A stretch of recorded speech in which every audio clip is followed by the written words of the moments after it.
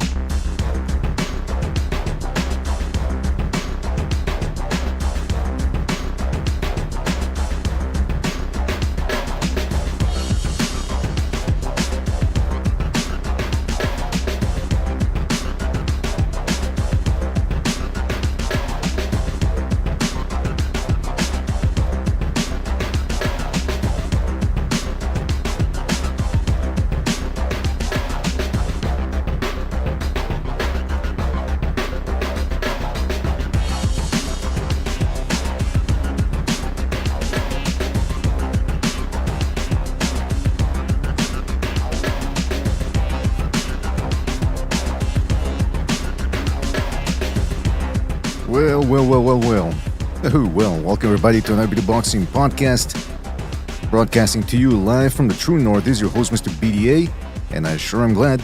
That's right, sure I'm glad that everybody could be on board for this one. Broadcasting to you live from the true north, but it doesn't feel like the north anymore. Let me tell you, it's summertime here. Finally, we got rain, we got humidity, we got heat. And not for nothing, but we are bringing the heat in this show. We got a lot to talk about. Mr. BDA here with you, and I've been haven't been on the air here in a while now, so there are a lot of news have been backed up. So we got a lot to talk about. We got Bam winning 118 pounds, winning another title there, or rather another title in multiple divisions, whatever. And there's talk of him fighting Naoya Inoue in a potential mega fight. Then we also have Benavidez undecided about whom he wants to fight. Still talking about Canelo, by the way. Then we got a lot of bickering between Shakur Stevenson, Keyshawn Davis, Devin Haney, and a whole bunch of people. So I'm telling you, there's a lot to talk about, and we're going to get to that. So before we do so, let's get the business out of the way, fellas. You know the drill. If you want to donate a couple of shekels our way, you're certainly welcome to do so with the Super Chat feature. You can also join the Discord. You can join and still access the content for free. But it's always better if you donate a couple of shekels just to help us out. Helps with the infrastructure of this show, the internet, the phone calls, and so on. What else? Oh yeah, you can also donate via the Buy Me a Coffee app, link in the description below. You can join a membership program, that way you get more bang for your buck. But the most important thing is you continue to like, you subscribe, and you spread that BDA gospel. And speaking of the gospel, shout out to everybody out there listening to us right now on a Sunday. We got a lot to get to. Who do we have here? We have Bray. Shout out to Bray. Team Batman Boxing, Al Cuerpo, one of the initiated. Shout out to Al Cuerpo. Super Saiyan, Real Talk Combat, Baron Evola, Mars Deckard, Jaime Raiden, Rapax Trucking Company 10-4, King Bucho, keeping an eye on things, Handsome Mechanic, Jay Will. Who else we got? Lloyd. I thought it was Lloyd. Marco Antonio Luna, JJ, Jay Will. How many more people to come, I'm sure. Fellas, thank you for joining us. And you know what? Since I've been haven't been on the air in a while, I know Bucho has been on the air. No, actually, was I on the air with Bucho? I forget. Anyway, the point is, let me see what people are saying here. Mars Deckard says, buy me a bolsita. Still with the bolsita. Bray says, if the Saudis aren't involved in making a potential Inoue fight, we would not see it for at least another 2 years. It's obvious that Robert Garcia doesn't think Bam is ready. Whoa. Team Batman Boxing says, Bam looked pretty average. Got hit far too much by a guy that was dropped in 4 of his last fights and gassed. Bam's been stopped in round before. Okay, he started jumbled that last sentence there, but I get what you're saying there, Team Batman Boxing. Al Cuerpo says, damn, I'm having some chéveres right now with a chica, and I saw the title of this video, Así se hace. Well, shout out to you, Al Cuerpo. Hopefully you're not one of those mean drunks, otherwise La Chica's in trouble. Super Saiyan says, Inoue is too filled out for his frame, which will make the difference. Bam still needs to fill out, in my opinion. Real Talk Combat says, Inoue stops Bam. Whoa. Byron Evola says, you mugs, it's time. It's time for what? Is he drunk too? No, I'm kidding. What else we got here? Ratback's Trunking Company makes a good point. He says, maybe Bam should befriend Inoue. Like Twitterson. Keyshawn is another blowhard. Richards and Hitchens, Septic Tank, Lawsuit Haney. Lawsuit Haney. Is that his nickname now? Lawsuit Haney. Litigious Haney. The accountant says his raps are packed with iron. I don't know if he's referring to, what's his name? Bam, because there was some controversy about the raps beforehand. And Bucho started a poll here. 26 people have voted so far. Come on, we need more votes. We need more votes for this one. And the question is, can Bam beat Naoya Inoue? And right now, 54% of you are saying no. No. Well, let's talk about it. Let's talk about what happened yesterday and try to get some context for the performance that we saw. And Bam Rodriguez took on a tough Antonio Vargas. And yes, it's true, Antonio Vargas had been dropped before and really didn't have a resume or dossier, as I like to say, comparable to Bam Rodriguez. However, he came in with a plan, he was determined, and I do believe he's heavy-handed. And still, Bam Rodriguez managed to just take him out. It looked shaky there for a while. Bam was having a little bit of trouble because, and like I said, Vargas appeared to be heavy-handed because he was firing throwaway shots and they were breaking Bam's guard. Also, not a good idea for Bam Rodriguez to keep that haircut.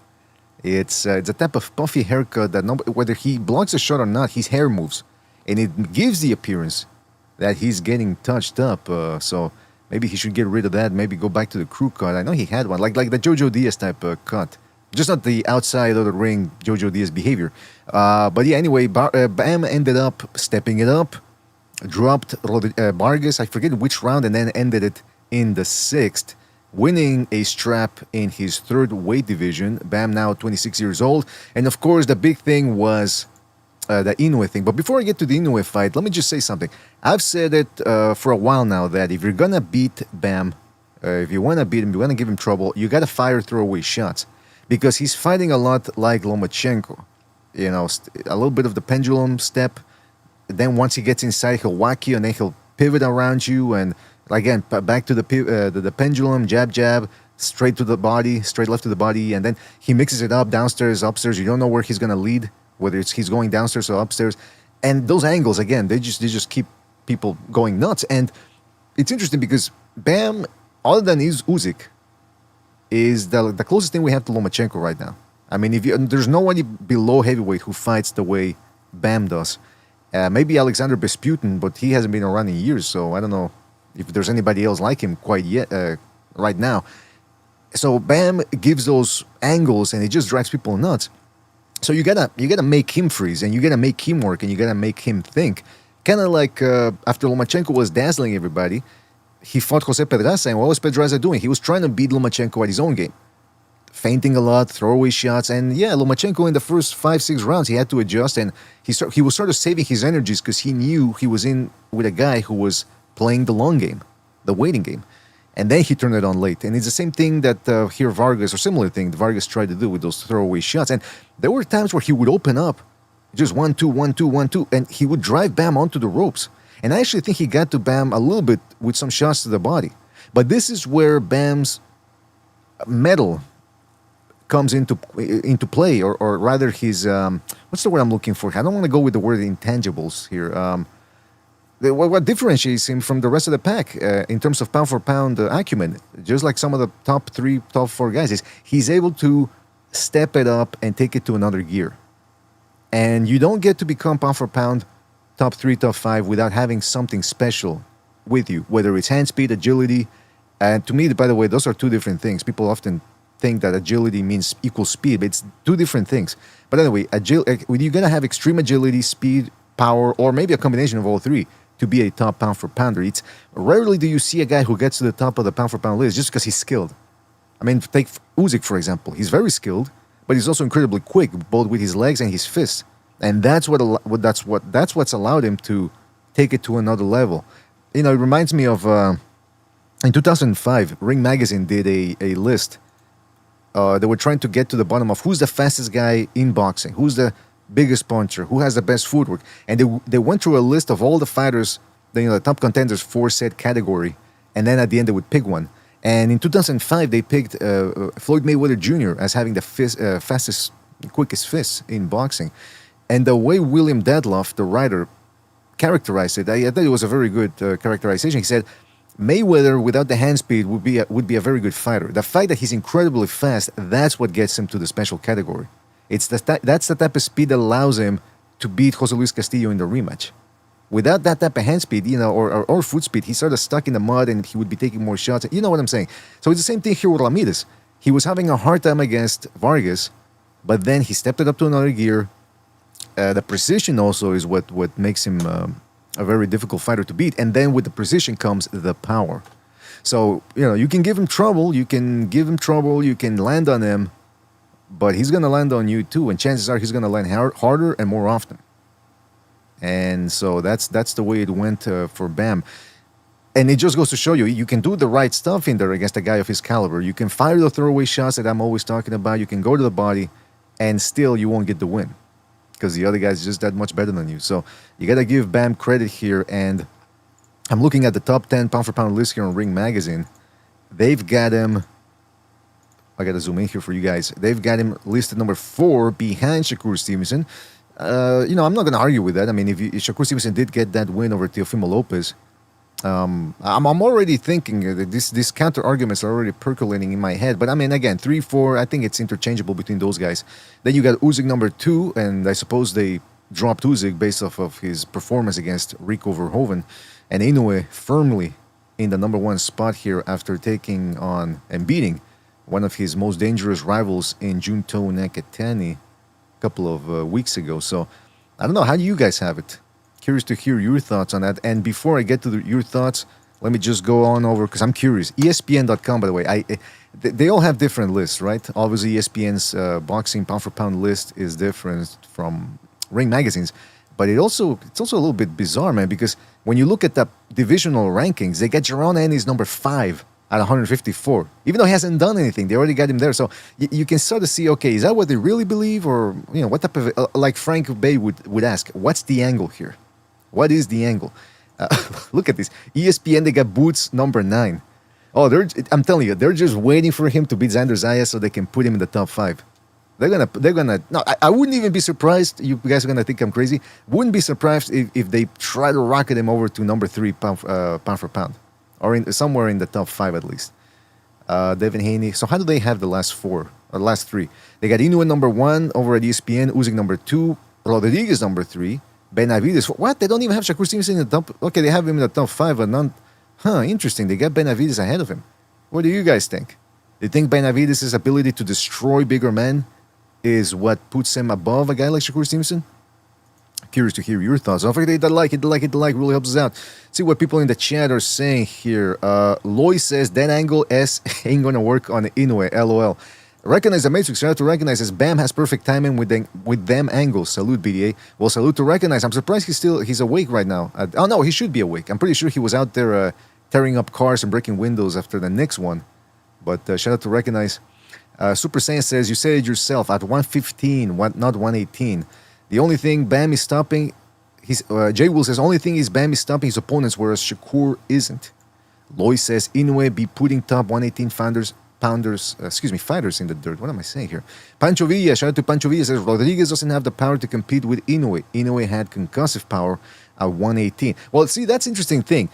You saw a guy like Vargas, who is limited, but he came in there with a game plan, and all of a sudden, Bam was getting pushed around in there a little bit. And Sonny Edwards is the guy who called him out on it, saying, yeah, we know how much you rehydrate up to on fight night.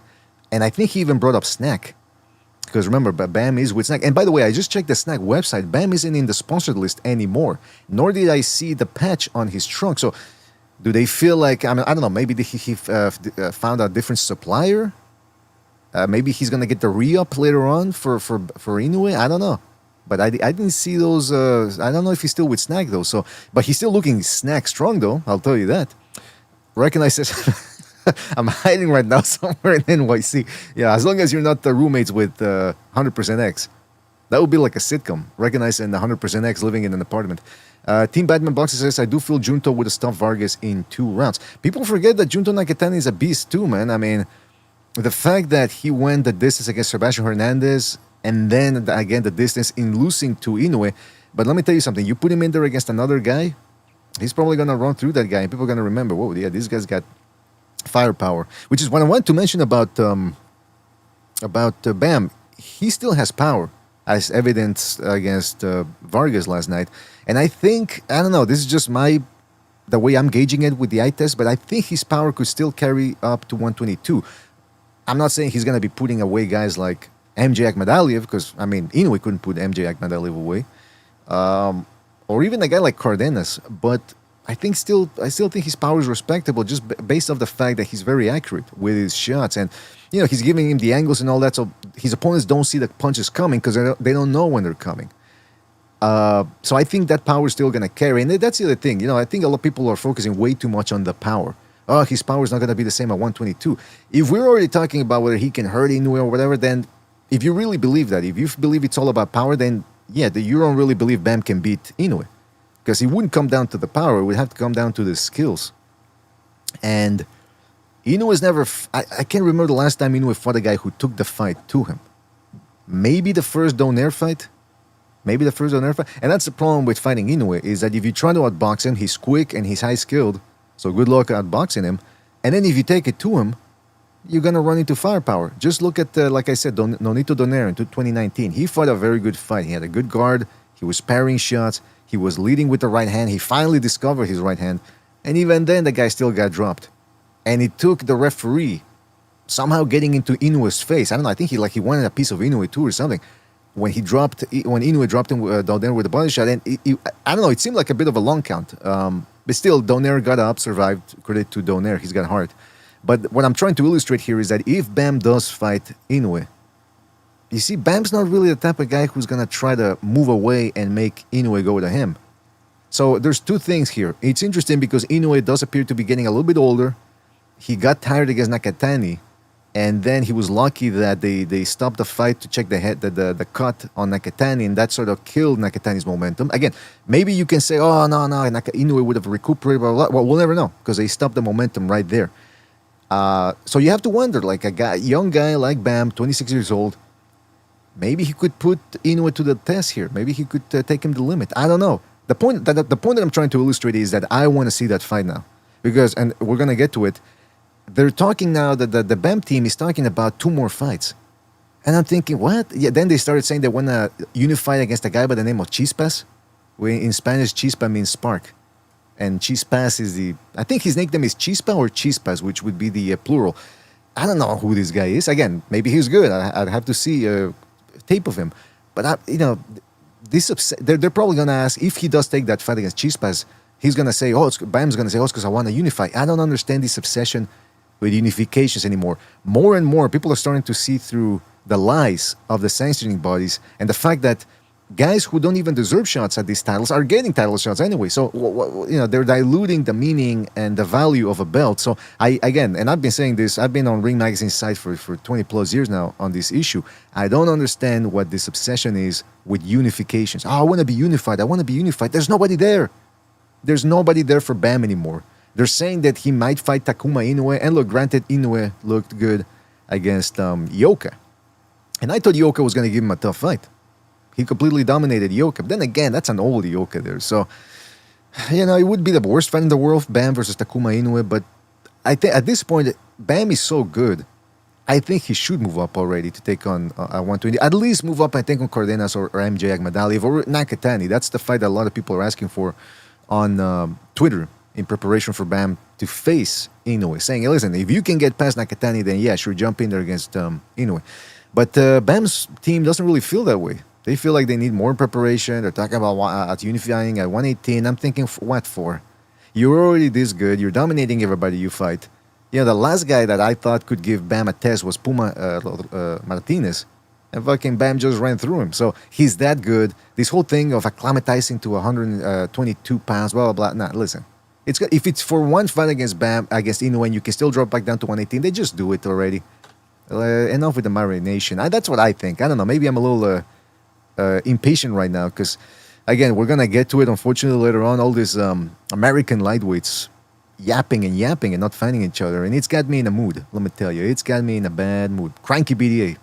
Cranky BDA. You don't want to get Mr. BDA cranky, that's all I'll say. Let's see what people in the chat are saying here, because I'm curious. Bray says, that's the real question here. Can Bam employ his usual pressure style?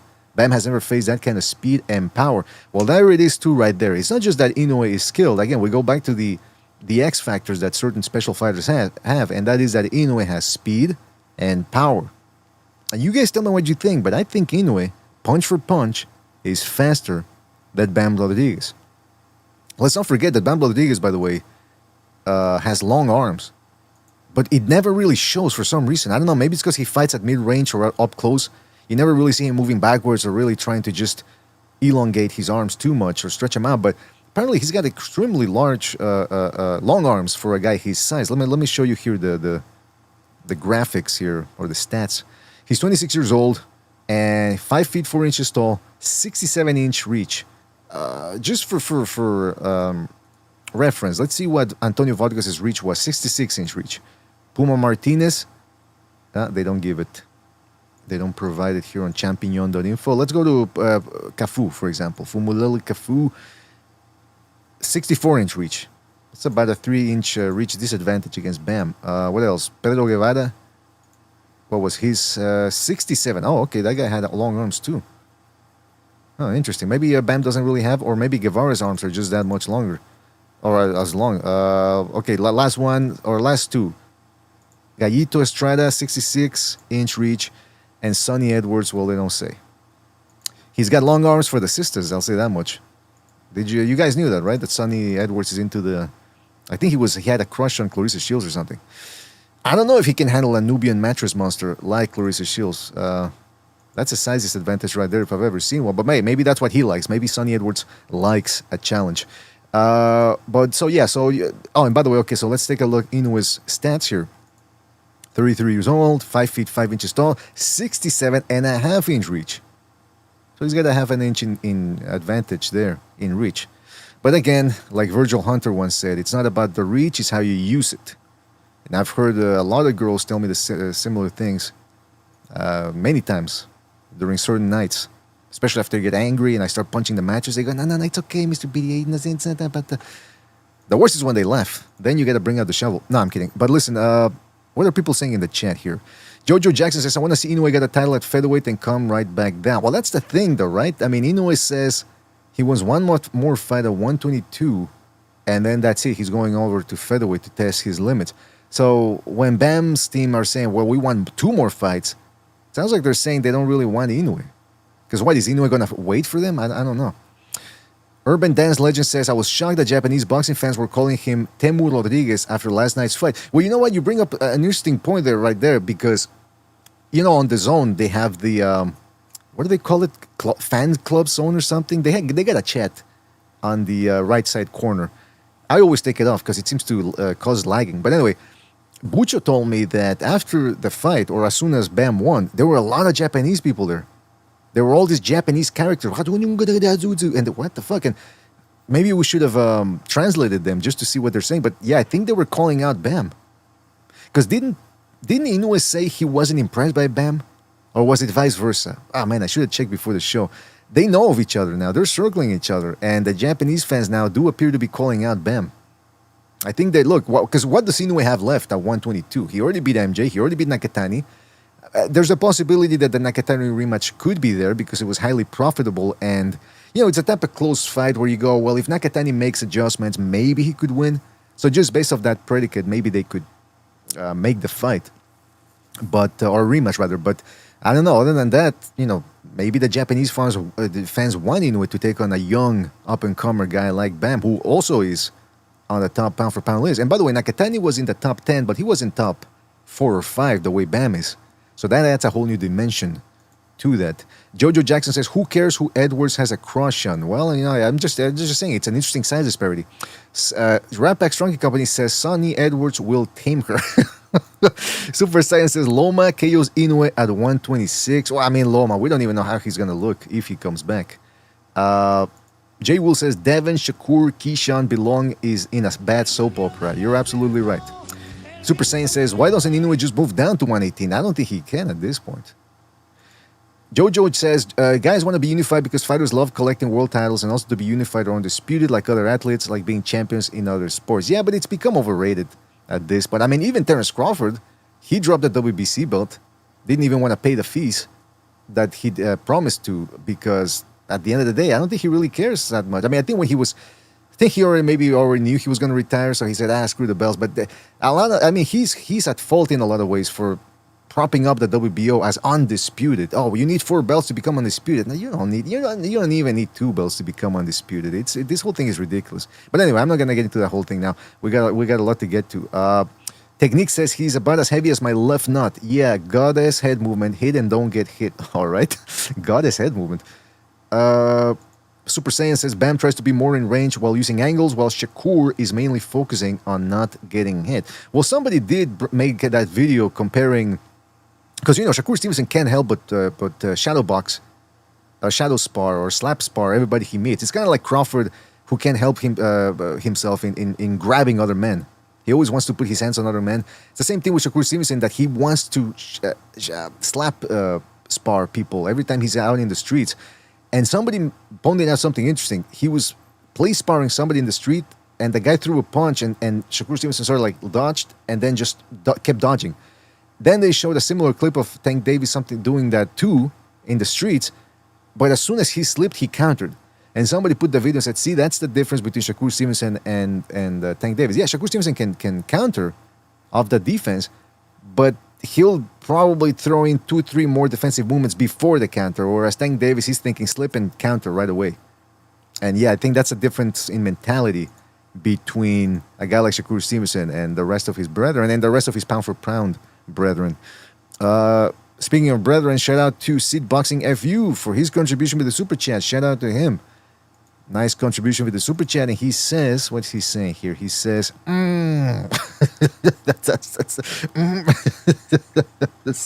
There you go. Shout out to Sid Boxing. Really appreciate the contribution there. It's pumping people up there. That type of motivational.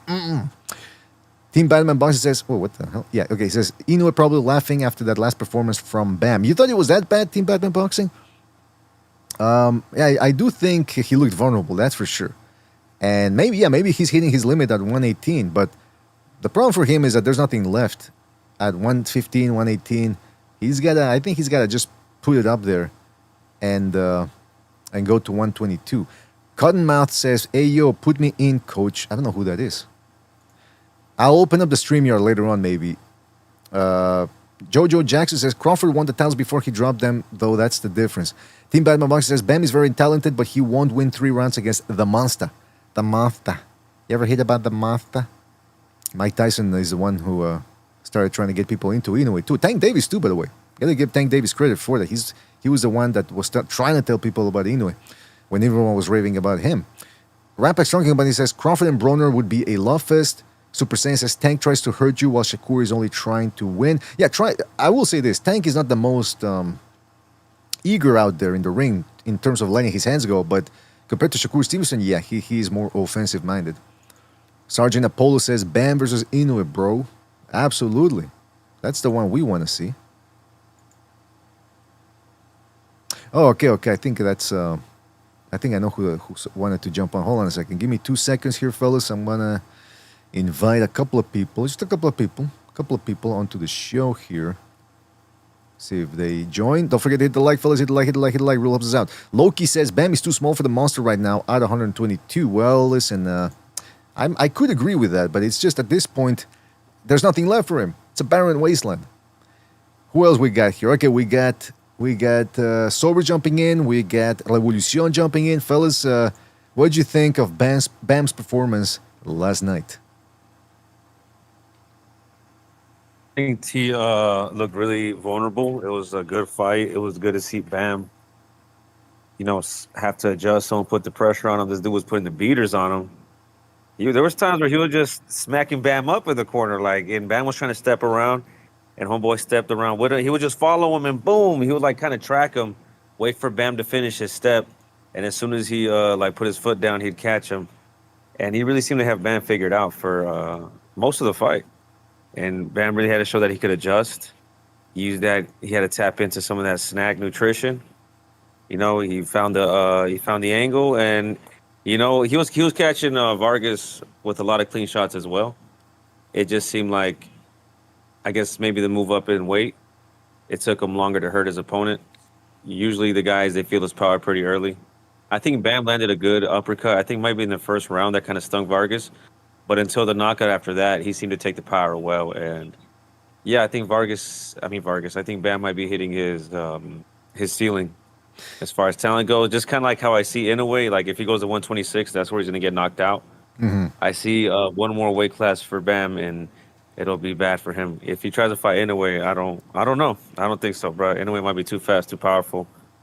And yeah, the way Vargas had him kind of had him stunned with combinations throughout the fight. There you go. You see, Sobers is saying too fast, meaning in terms of thought process. So he's saying that superior Asian IQ that allows in academics and all that. That's the slanted eyes makes them come on. optimized for combat. Come on. We also have Recognize jumping in, Revolucion, King Bucho. What up? Can y'all hear me clearly? Yes, indeed. All right.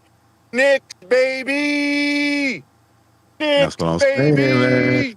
How do I kick people off the panel again? I forget. I'm not gonna help you on With this your one. foot. So what? So did they? How bad was the rioting yesterday? Can you still hear him, or did he drop, or did I drop off? Because I don't know with my internet anymore. They just tore down the fucking phone poles, man. That's how crazy. There. Oh no, they got recognized. He's back. Recognize, you still there? No, I can't hear you, man. Too much. Hey, well, I'll fill the DA. I didn't even know what fights happened last night. And me and my girlfriend is breaking up. The Knicks won. Job is stupid. I got so much bullshit on in my life, man. I got a little distraculated boxing. Distracted. Wow, wait a minute. Okay, I know you're distracted, and I heard problems with the girlfriend. I heard about that, but I mean, come on, the swearing on a Sunday, it's unnecessary. All right. Dude, I thought it was. Hey, that's how crazy my life is right now. Well, listen. As long as you didn't hit her over the head with a folding chair, we should be good. We should be good. Hey, BD, you can hear me? Yes, I can hear you now. Recognize. All right, sorry about that. I'm in a elevator shaft. I'm still hiding. So Still hanging from whom, by the way? no, I'm kidding. I mean, listen, man. What are we talking about? The Bam? Oh, the Knicks win. It was good, but I didn't see any craziness. There was a lot of people outside. I just saw it on the news and Twitter that they were burning shit down, But I didn't personally see it. When the Knicks won, like, did you try to hide in a dumpster, but there was already people hiding there, so you had to look for an Bucho, I knew to get the fuck out. I was like, hell, no. You think I'm gonna stay around? This crowd is just beginning. Like where I was at, it wasn't where the main watch parties were at, right? There was watch parties where everybody knew where to go. These were like little wannabe watch parties, right? And there was a lot of fucking people. But I knew. I was like, sorry for the cursing. But I got the hell out of there. I got the hell out of Dodge. Smart move. Yeah, I mean, I wouldn't have stayed there, man. Especially nowadays, people are always running into people in cars, in public. Because what ends up happening is it's just a riot. Everybody's fighting everybody, right? And then you might get caught up in that, and they think that you're a part of it, and they'll arrest you. Exactly. Yeah, they just round everybody up, and then all right, let's go. And then that's New York, by the way. So then they bring out the plungers, the toilet plungers. Like, when the cops are working out with toilet plungers, you got to watch out. By the way, can I say something about Bam real quick? Sure. Yes. I didn't watch the fight, right? But I caught the highlight. And The one thing I would say about Bam Rodriguez is something I never, because I never really watched all his fights like that. I always kind of just like saw the highlights, saw the knockouts, and I was impressed. But I'm gonna critique him a little bit. The one thing that he does really fucking good is his timing with his punches, and he creates these timing with his perfect timing with punches, with his angles. His timing is very reminiscent of Salvador Sanchez. Then his angles are a little bit less than Lomachenko, but pretty goddamn good. I think that's what makes him a big threat to anybody he fights. Now, I don't think he beats Inoue. I'm with you guys on that one. I think Inoue beats him. I think Sober said it best. Like, there's a ceiling for these guys. And maybe for a guy like Bam, the ceiling is 118, maybe 122. And the same thing for Inoue, 126 might be a ceiling. And he might lose, depending on who he fights. Mm-hmm. Maybe he could be the Angelo Leo, right? Like, he could be the guy like that I could see. But, you know, maybe you start talking about, especially that, I feel like that Espinoza guy would definitely beat him. Espinoza would beat him. Yeah. I think he would definitely be, and it's not a knock on Inoue because it's just that he would be too small. Right. Same thing with Bam. It wouldn't be a knock for me personally if Bam went up to 122 and lost to Inoue. I think that he would lose to Inoue, but I think he will give Inoue some problems for sure. Inoue starting to look human at 122. You know, he's still great. He can still beat, you know, all the guys there, like you mentioned. Basically, he wiped out the division. Yeah, I just think that these guys have ceilings, and I thought Sobers broke it down perfect. I would give Inoue still the edge, and if they're gonna fight, man, just make the fight happen. The rest. Yeah. You know what? There's no need to marinate that shit. It is interesting because I want to see it because I don't think Bam's got anything left at 118. I mean, Takuma Inoue looked very good, like I said in his last fight. But I mean, come on, let's just at this point just take a risk. You want to be number one pound for pound. This is the type of stuff you got to do. And you know, you guys were talking about ceilings. I don't want to, you know, for a lot of these guys are overachievers and all that, but I'm right there with them. So for me, their ceiling is my floor. So maybe that's why I'm asking for too much because I want to see them get to my level a little bit for once. I'm just saying. I'm just saying. Who are you? I'm Mr. BDA. I'm the guy who writes the checks here. But what I'm saying is, at the end of the day, if he fights Takuma Inoue, it wouldn't be the worst fight in the world. But I want to see people make something interesting happen. I want to see them push themselves. They push themselves to the limit. So this whole thing of, I want to unify, that does nothing to me. I want to get bricked up, man. I want to see these guys move up and take challenges. And you know, when a fighter takes a challenge where you go, oh man, he could. Up. Yeah, that's right. I said it, and it's a Sunday show. I know, but that's why I used a more polite term there. I want to see guys. I want to see guys jump into a fight where you're thinking, oh my god, he could actually get hurt. That's what I want to hear. That's what I want to think going into a fight. I don't want to think, oh boy, here we go, pay-per-view, and it's probably gonna stink. No, not sorry, Bob. Also, well, Butcher, I don't know if you want to go. Give us your thoughts on the fight, or on the fight rather, and the Inoue potential Inoue fight. I'm tired, like you said, I'm tired of Bam just dominating these guys. He's too good for the division. There's no need to unify. I don't want to hear this. Oh, well, he has to unify 118. No, he doesn't. We already know he's the best in the division at this point. And there's a big fight waiting. See, if there wasn't an Inoue fight, then, you know, I wouldn't care. Oh, yeah, let this guy unify 118. Let Bam unify. But because there's an Inoue fight, and Inoue, you know, he's 33 or whatever, you know, he's getting old for these weight divisions. Let's make it happen. We don't need to wait. Exactly. Well, the plan is 2027, right? That's what I keep hearing. I think so. Yeah, that's what there's. Well, actually, you know what? Let's get to what people are saying. So there's no hearsay here, right? Let's go straight to the sources here. Raw facts, baby. That's right. We all bring. I love when people say make an opinion on YouTube. You know, you read the comments. Somebody gives an opinion, and somebody goes nothing but facts. I go, what? You didn't bring any facts. But anyway, this is what they stack the facts on top of each other. Facts on facts. Oh yeah. That's the other one. Yeah. Guys, we gotta stop playing. We gotta stop playing.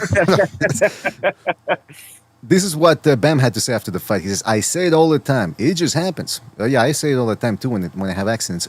Rodriguez said, "I do me. I don't know what that means. I do me, and the knockouts just come. The post-fight conversation turned immediately to the possibility of Rodriguez meeting Japan's unbeaten 4-division champion, Naoya Inoue, and he said, whoever they put in front of me, Bam said, I'm going to say yes. I felt a lot stronger. So it is interesting because in the build-up to the fight, 2 weeks before the fight, all I kept hearing was, and I think Eddie Hearn even said it himself, like, hey, Bam, if he wins, he's going to call out Inoue. He's going to call out Inoue. Well, he didn't call him out. Now, maybe, I don't know if they brought it up before he could call him out, but nevertheless, he never, check out what he had to say later. He had said, well, first of all, he gave credit to Vargas. He said he had popping his punches a lot stronger than I thought. And then when they brought up the Inoue thing, he says, well, the deal's got to be right. The fight is inevitable, Hearn said. Bam will be there, and trust me when I say he ain't getting beat. So I'm hearing a lot of, it's there, it's inevitable, but I'm not hearing let's do it Bam next.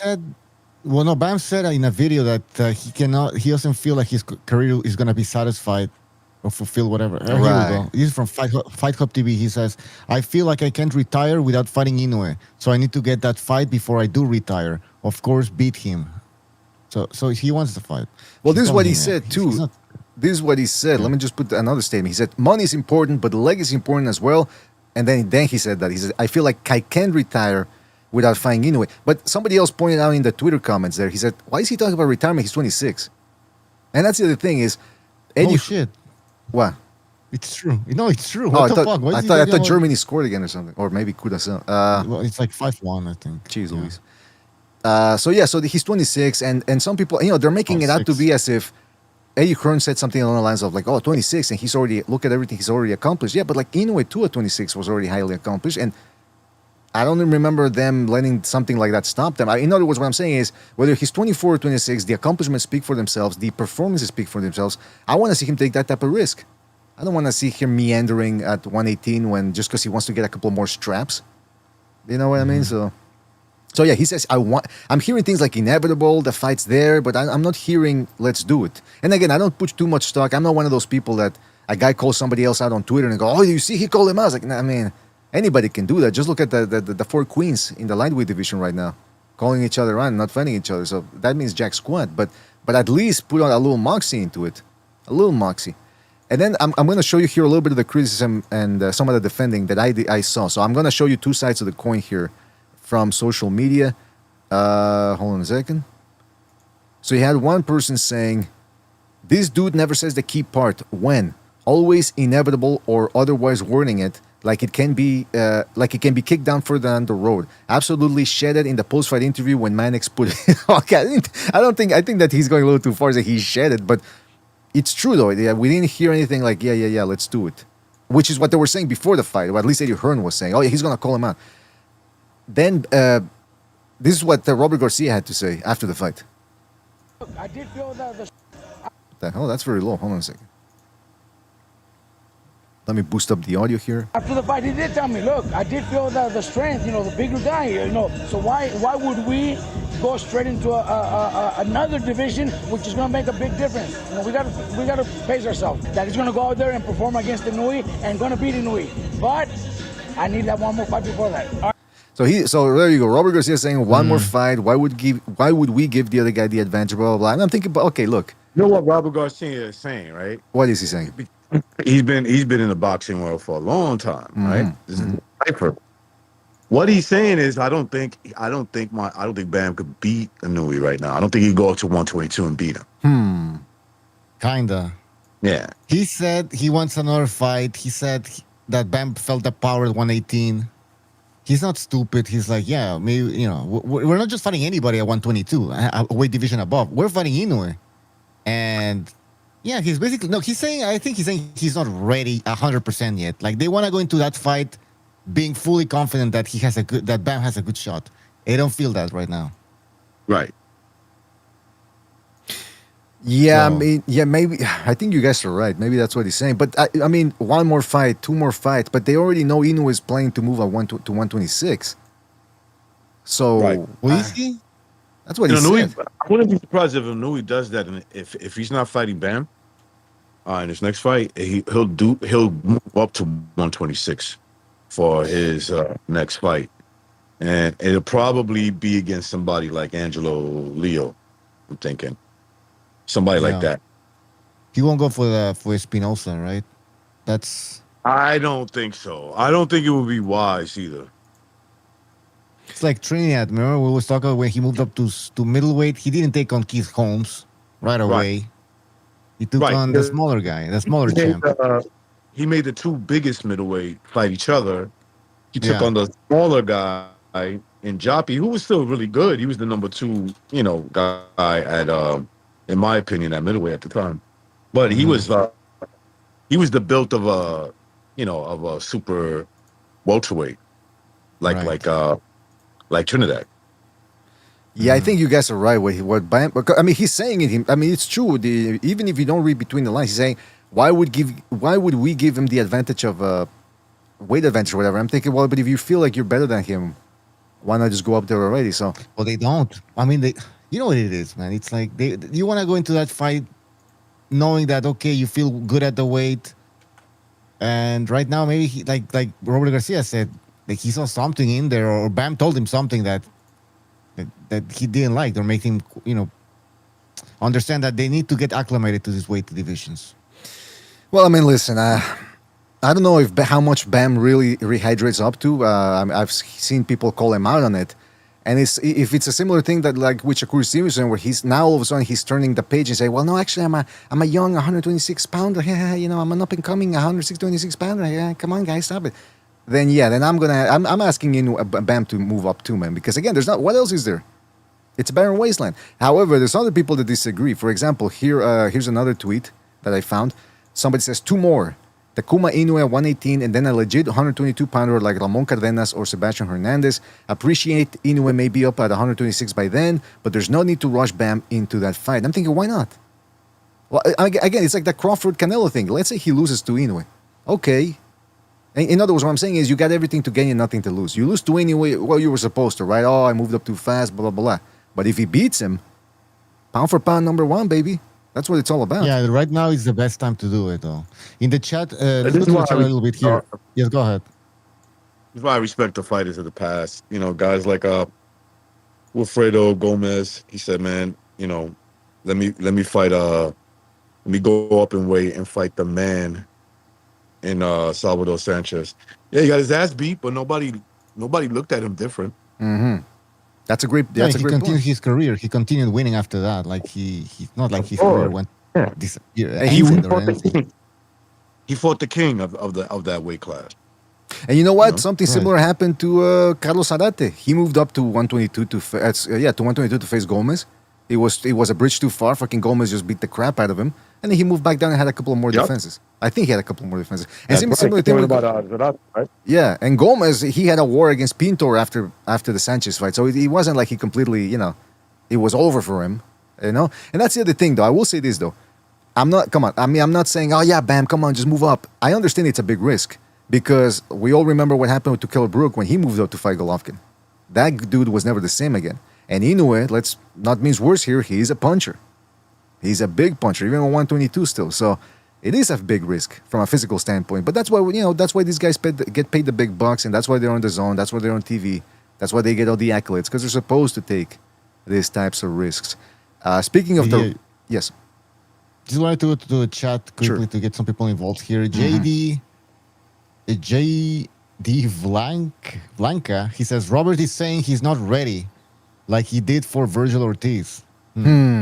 When did he say that? He did that for what? For which fight? I think maybe Crawford? Oh, maybe. Bray says Inoue said he will retire at 35.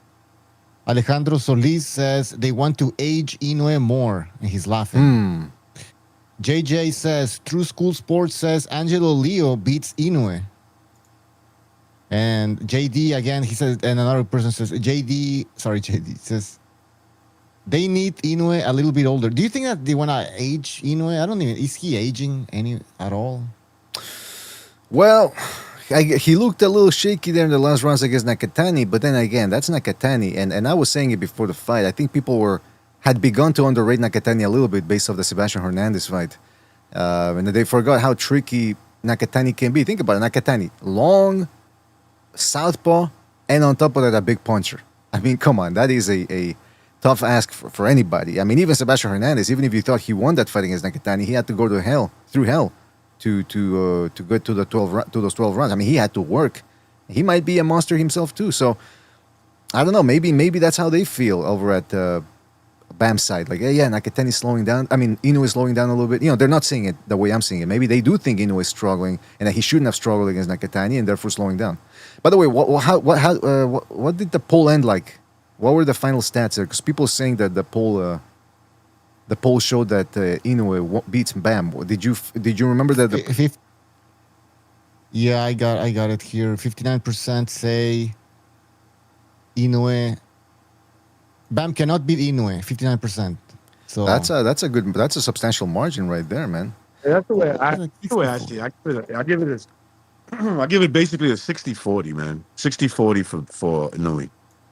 Yeah, And that's 40% is not nothing. That's not nothing. Not You know bad, what I'm saying? yeah. That's almost 50-50. You know? Yeah. You just gotta give the advantage to Inoue, right? Makes sense. Yeah, I'm giving Inoue the advantage because he's the bigger guy. He's great at his weight class, and usually great guys who meet other great guys that are smaller, they usually win. They usually win the fight. By the way, I think Bam will go the distance with him. Yeah, I don't think he would knock Bam out. I think he more likely beats him on points.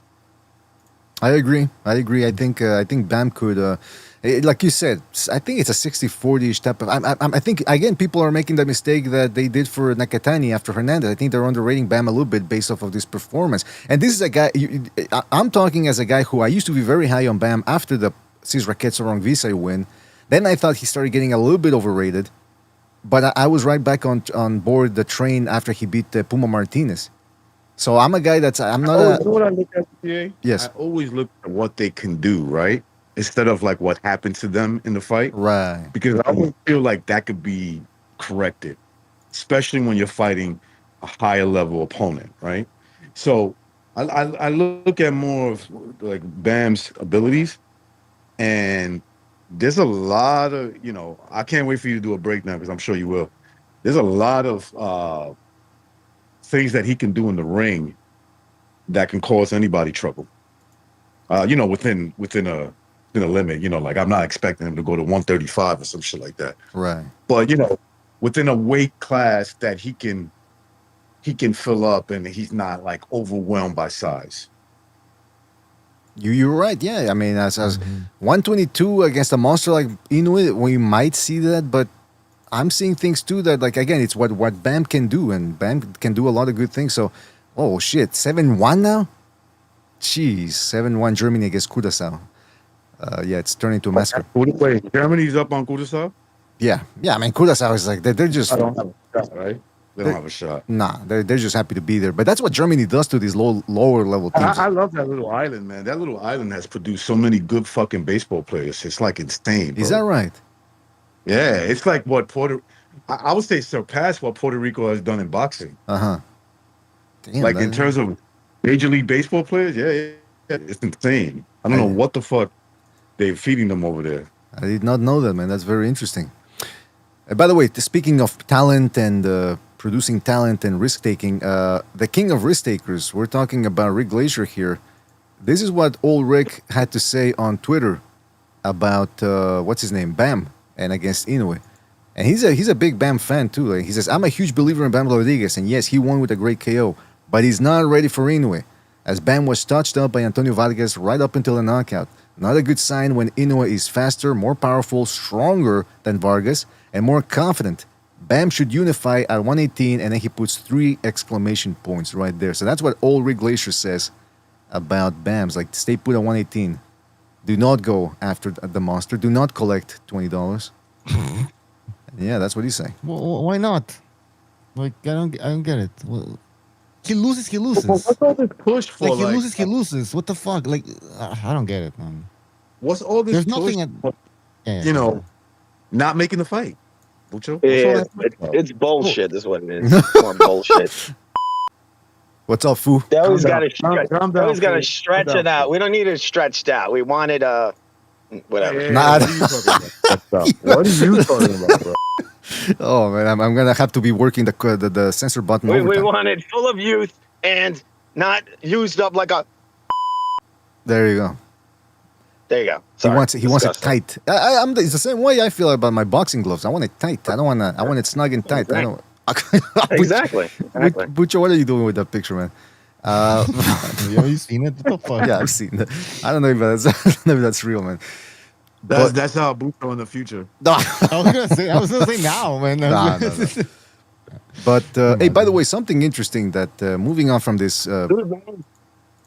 All right, actually, before we move on from the Bam thing, Fu, what do you think about Bam, and what do you think about the potential Bam Inoue fight, then? I think Inoue is gonna beat the crap out of him. But he looked good. He looked okay. I mean, he was getting beat up in there. He was eating a lot of clean punches. That guy's just not a big puncher to do this fight. He got high volume, decent accuracy. But I could see it. Like Bam, he's got a big puncher. And you could see he had a lot of weight on those shots. He was throwing singular shots, so I knew at some point he's going to catch this guy. And he caught him. I mean, he carries a lot of power at that weight. So, but I don't think he's going to do much to Inoue. I think Inoue punches as hard as he does. He's technically better, I think. He's bigger. Right? Also, Bam, you notice those trunks? They look really high. What's up with that? He's like an old man. You know, the old men, they wear their pants like up to their nipples. Wait a minute, that's how I wear them. Are you kidding? No, you don't. Yeah. I wear the Dickies pants with I can confirm that he wears it up to his chest. Yeah. That's true. Go ahead. And I wear the. Hey, you got to pull him up as high as possible. Yeah, well, that's what I do, man. Is that like a rule? Well, why did they do that? Did the torso shrink? Like, I don't get it. Command respect. I mean, that's what Bam looks like to me. It's a primal thing. You wouldn't understand. Shout out to Veronica for her contribution with the super chat. Shout out to Veronica. And Ronica says, hold on, where's the comment? Ronica says, popcorn anyone? BDA forever. Well, shout out to you, Veronica. Thank you for your contribution right there. BDA Boxing, greatest channel on YouTube. You hear me up there? Yeah. Nothing tops it. I like that. Nothing. BDA forever. But the black dude, I'm in the Walmart parking lot right now. I like it. Black dude came up wearing all pink. Very flamboyant. All right, what's that have to do with anything, man? I'm just saying, I'm in the Walmart parking lot. I was like, wow, this guy. He's dressed to the nines. Is that what they say? Is that the word you use, guy, or did you use another word? I said, wait, I didn't use the word. So he tried to say way. Yeah, that's what he has to try to do. James Burrell says, I wear my pants that way and save a lot of money on shirts.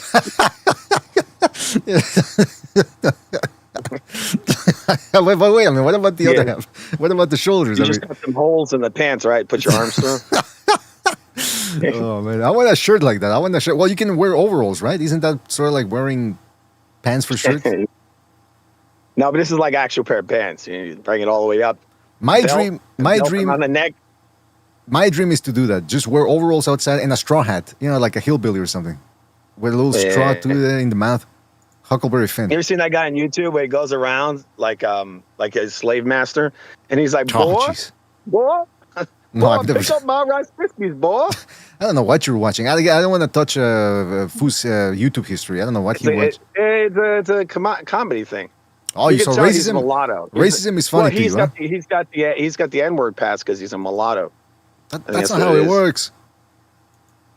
Really? Well, look, I feel offended now. Fu finds. So there you have it. It's on the record. Fu finds racism funny. That's what he said, straight out of the cat's mouth. Fu facts. These are the Fu facts. By the way, speaking of facts, real quick, I just wanted to say this. Osley Iglesias, who looked very good in beating up a Russian a couple of weeks ago, apparently they're working on, and this is from old news, but like I said, we're backed up with the news here. Osley Iglesias in advanced talks to defend the IBF super middleweight title against Carlos Adames. So Adames is planning to move up to 168 and take on Osley Iglesias. He doesn't need this fight. But actually, in his mind, he needs it because it's for a title, right? And like I said, one of those fighters that still believes in titles and championships, whatever. I mean, that's what they call it. They equate straps with championships. But anyway, this would be a fantastic fight and a big risk for a guy like Adames to be taking on somebody as dangerous as Iglesias. Or maybe he figures, hey, you know what? This Iglesias guy, he's unproven yet, inexperienced. I'm going to go for him. I'm going to go for that fight. Well, what else do you expect Adames to do? Like, that's true. Sit around, wait around for a big fight. This is what all these other fighters are doing. He's doing the right thing. He's going in there. He's going for a tough fight. But, if he wants to make a name for himself, then he has to fight these guys. That's true. That's true. And I would, yeah, you're right. You're right. Look, he's in a bit of a no man's land here, where none of the other big names want to fight him. What's that? Oh, what's up? Oh, sorry. All right. So you see Fu starting to get into it with the people at the Walmart parking lot. Let's see how that ends. But yeah, so we'll see what happens. Hey, that dude again. What was the guy? Osborio, that Colombian guy that fights out of Montreal. He beat the crowd out of that Dominican dude. Or I don't know where he was from. Panamanian maybe. He did it better than Emiliano Vargas. This dude is somebody to watch, let me tell you. So yeah, that out of Montreal, we got. I don't know what's going on with Montreal. There's been a couple of changes. Number one, they got a whole bunch of Russians now. Ever since Beterbiev started had success years ago, so now all these Russians started immigrating to Canada, and you can't call them Russians anymore. Now they call them Canadians because of the whole Russia-Ukraine thing. They got Colombians now, and remember, Colombians, I don't know what they eat in Colombia. I don't know what they feed them, but it's got to be rocks or something, and all that rock goes over to their fists because these guys hit hard. Usually all the rock I eat goes straight to my, well, you know. But anyway, the point is, these guys hit hard, but it remains to be seen whether they're more than just punchers. But this guy kept up the pace for about 4 or 5 rounds, didn't seem to get tired, so I'm very interested in seeing what happens. And the other change that they've had here in Montreal is they used to chip in these Mexican journeymen and tomato cans to beef up the records for their prospects. Now they're bringing in the Argentinians. I don't know if the Argentinians got a discount, or maybe is it because of the economy, Bucho? The currency is so bad over in Argentina. Right. Probably. Like a $2 is like $100,000 for them. You think they're paying them 50 Canadian dollars plus a hot meal or something, and that's the deal? I was gonna say some poutine, man. Oh. I'm hankering for some poutine right now, man. Okay, now the next news here, and I didn't even know if I wanted to talk about this, so I'm more curious to get your thoughts on this, guys. So let me just set up the table here. Many months ago, I want to say up to a year and a half ago, I put a moratorium on Tank Davis discussions. And maybe people have noticed that we haven't talked about Tank Davis versus Fighter A or Fighter B that much because I put a moratorium. I said, until Tank Davis actually has a fight signed and it's fight week, I'm not going to be talking about him because this dude is half retired. He said it himself. He doesn't want to fight the best. His fans are okay with him being about that bag. That's right, Tank, get that bag. And on top of that, his fights aren't really even that entertaining. So I started thinking, why should we waste our breath here on this show talking about him? And I'm starting to think it's the same thing with anything that involves Shakur Stevenson, Keyshawn Davis, Devin Haney, and to a certain extent, Richardson Hitchens. These guys are talking the talk about wanting to fight. This past week, we weren't on the air, but they went back and forth talking about, I'll send you a deal. Now I send you the deal. Then Haney apparently accepted a 144-pound catch weight, which Shakur Stevenson was standing firm on. They're just spinning plates. They're spinning these stories. And Frank Bay was talking about that on his show this week. We've had it. I don't even know if we should talk about these guys. Guys, what do you think? Would we be wasting our time addressing this little sordid soap opera? Man, I agree 110%. Too much. It's going in circles. Goes in circles, on and on and on. Where does the story develop? Where's it going? That's Nowhere. What I want to know. Yeah, Tank has quit boxing a long time ago. I mean, he still fights for money, but in terms of the competitive nature, the want to test himself to be the best, he's done with that. I don't think he even thinks about it. He checked out. Shakur Stevenson and Devin Haney, these are two guys that are, I think Devin Haney's more confident in beating a guy like Shakur than Shakur is the other way around. But they still, in my opinion, I still view them as fighters that want an advantage, right? I think the reason why you see Devin Haney willing to go to 145, he just doesn't believe Shakur could hurt him. And therefore he could keep going forward and probably beat him on that alone. Just more activity coming forward. And being that I think they both understand how the boxing system works. They both will have a 50-50 chance to win the fight, convince the judges that they won, and there's a good chance they'll give it to Devin Haney. And Shakur doesn't want any of that, right? Mm-hmm. I think that Devin Haney's more willing to take that risk when it comes to that situation. But other than that, these guys just want advantages going into fight, right? Whether it's political, whether it has to do with compromising you physically, that's all they're interested in. Yeah, you know what? It's interesting. Shakur Stevenson really screwed up by talking all that talk about, in the last 2 years about it ain't about the weight or the size, it's about the skills. And now all of a sudden he's done a complete 180. And to a certain extent, as dumb as he's sounded, it still makes sense because now all these guys, and I said this after Tank Davis versus Ryan Garcia, the Pandora's box has been opened.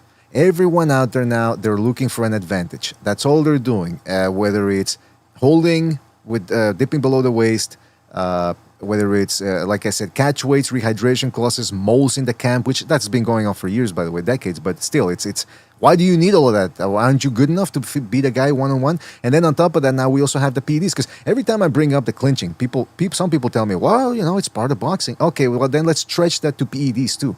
That's part of boxing. If a guy uses PEDs to beat up another dude, I don't want to hear about he almost beat him to death because of the PEDs. Well, hey, it's part of boxing. That's what you keep telling me with cheating when it comes to holding. No, all of a sudden now it's a PED. That's going too far. Either we penalize cheaters or we don't, right? And that's what these people are saying. So what I'm saying is, this is the dirty game that we're on now. So in a lot of ways, I understand why Shakur Stevenson now wants rehydration clauses, but he just put his own foot in his mouth because of all the talking he was doing prior to that. Yeah, it ain't about the size, it's about the skills. Well, now all of a sudden, he sounds dumb because maybe now it's sounding like he's scared of Devin Haney, right? Or Ryan Garcia, but how they're too big for... Or Conor Benn, too. Actually, no, what did he really recently ask for a Conor Benn? I forget. But, yeah, that's what we've got, man, and it's... Those guys that you just mentioned, BDA, they put fear in little Shakur's head. He doesn't feel confident he could beat those dudes. Little Shakur. I think he has the skill set to win. I'm not saying I will pick him to win. Mm-hmm. I'm saying that he does have the skill set to beat these guys. He's just not confident. Why not? Well, I don't think he could take a hit. So he knows that. Yeah, so he wants to have what, sparring or something, or what is it? Sparring. He knows that through sparring. That's where I'm guessing and stuff that I heard about him in his younger days. Well, recognize to your point, check out this video here. This is something that, because again, after the fight now, people are after the O'Shaquie Foster-Raymond Ford fight, people are demanding that Shakur Stevenson fight Foster because apparently Stevenson had said prior to that bout, yeah, if you beat Ford, I'm giving you a shot at me. And I don't even know if that fight that really makes sense, O'Shaquie Foster versus Shakur Stevenson. But the thing was that in the build-up to the fight, Foster ended up saying, right? Let me just clarify. Foster ended up saying that Shakur Stevenson had texted him beforehand trying to be friends. So now that's even more ammunition for the people accusing Shakur Stevenson of saying, oh, he wants to be friends with everybody so he doesn't have to fight him. And Why is that? Well, check out this video after. I think this is after the Ford Foster fight. Because, okay, let me just say here, and I think Foster retweeted this. Hold on a second. I'm going to put it up on the screen here. I do not like that nigga. I'm going over there about it. I swear, boy, everything I love, bro. I had to knock his ass out. I mean, shit.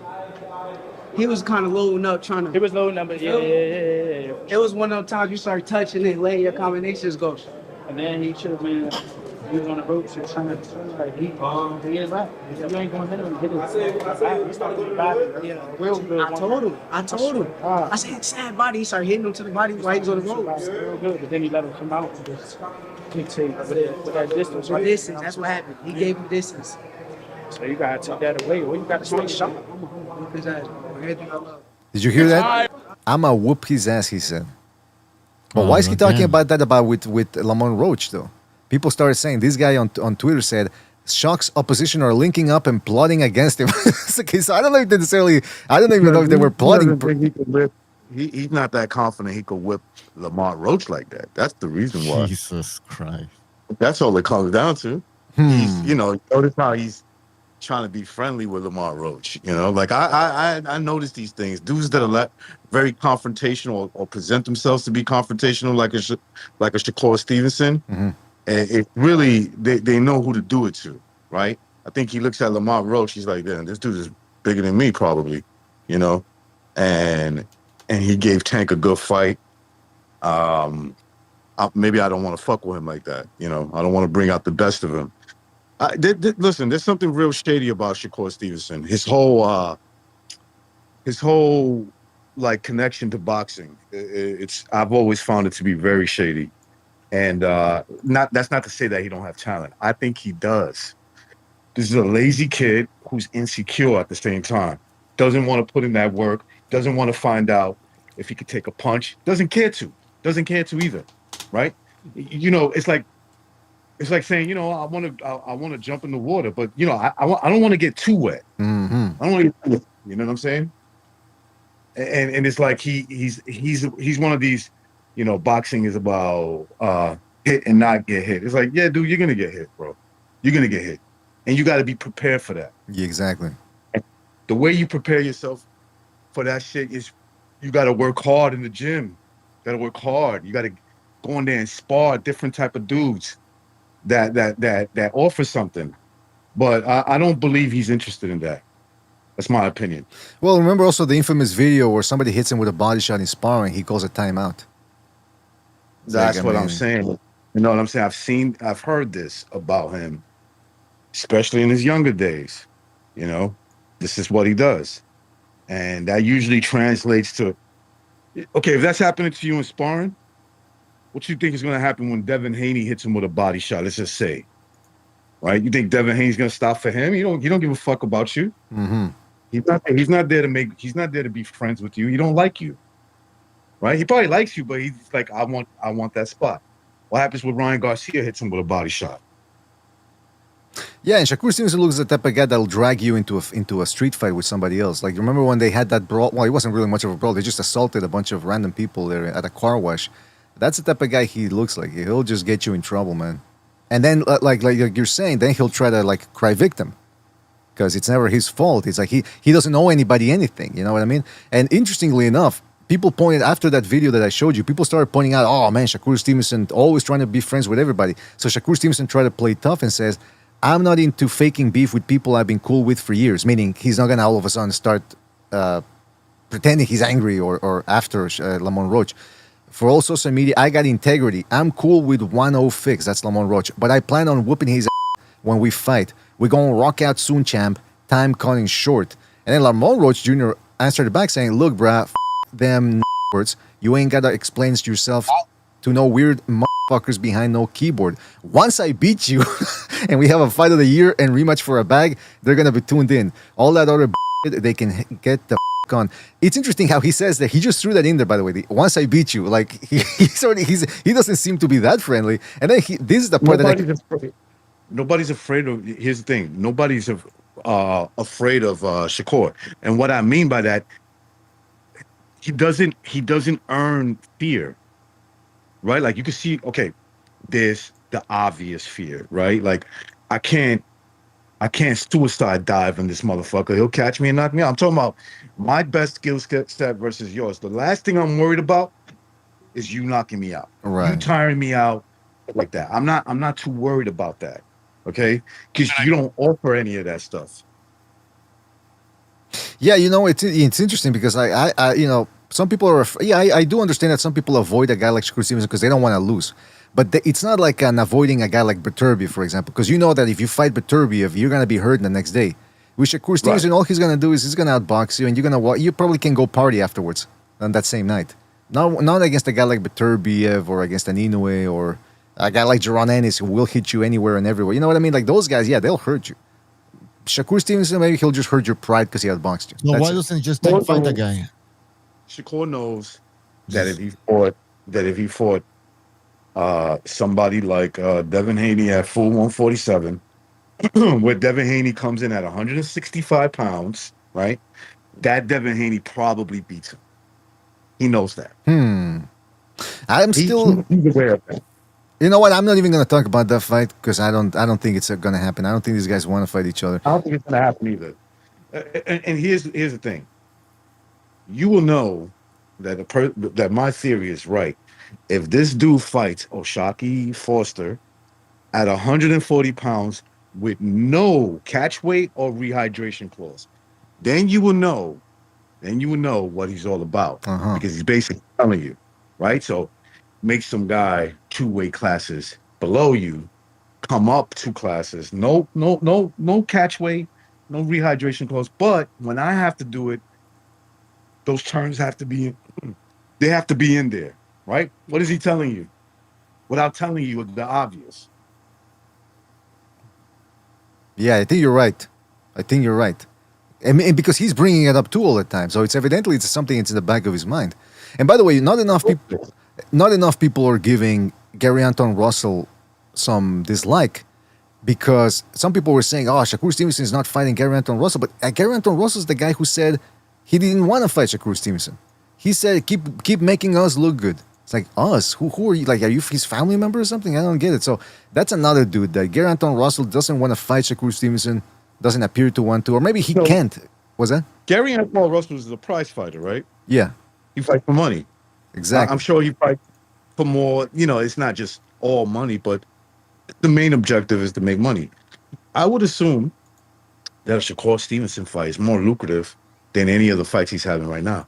Why wouldn't you want that fight? Well, that don't make any sense. All right, now now you're getting an interesting point here as well, because Bucho's he's the one that tweets under the BDA account. So he said something along the lines of, "Oh, but Haney, Shakur Stevenson, if they fight, it's going to be boring." And somebody replied, "Well, don't watch it." And I've also seen other people say, Shakur Stevenson and Devin Haney can't really win because people demanded them to fight each other, but then they're going to crap on them for fighting for them being boring. And I'm thinking, well, wait a minute. That's the sorry state of a lot of boxing fans out there, that they think it's anathema to demand these fighters to actually step up and give us an entertaining fight. Again, I'm not saying that it has to be rock'em sock'em robots. They, right? I'm not asking for rock'em sock'em robots, but I'm saying, don't give me a performance like you did against De Los Santos and Haney. Don't give us a performance like you did against Brian Norman Jr., where you're clinching half the time, or more than half the time, or against Ramirez. And people are like, "Oh, how dare you?" I'm gonna sound like a fanboy right now, but if that fight was to happen, and if it was boring, it's not going to be because Devin Haney. Really? Okay, I don't think so. I'm surprised you're going this hard against your Puerto Rican brethren. What's going on? Remember, Shakur Stevenson is half Puerto Rican. I don't like either guy. I'm surprised about that Haney thing. What's going on here? I just trust Devin Haney way more than I trust. I don't like Devin Haney. I think he's afraid of Ryan Garcia. That's my personal opinion. I think he's afraid of him. Okay, but he's definitely not afraid of Shakur. You could bet that.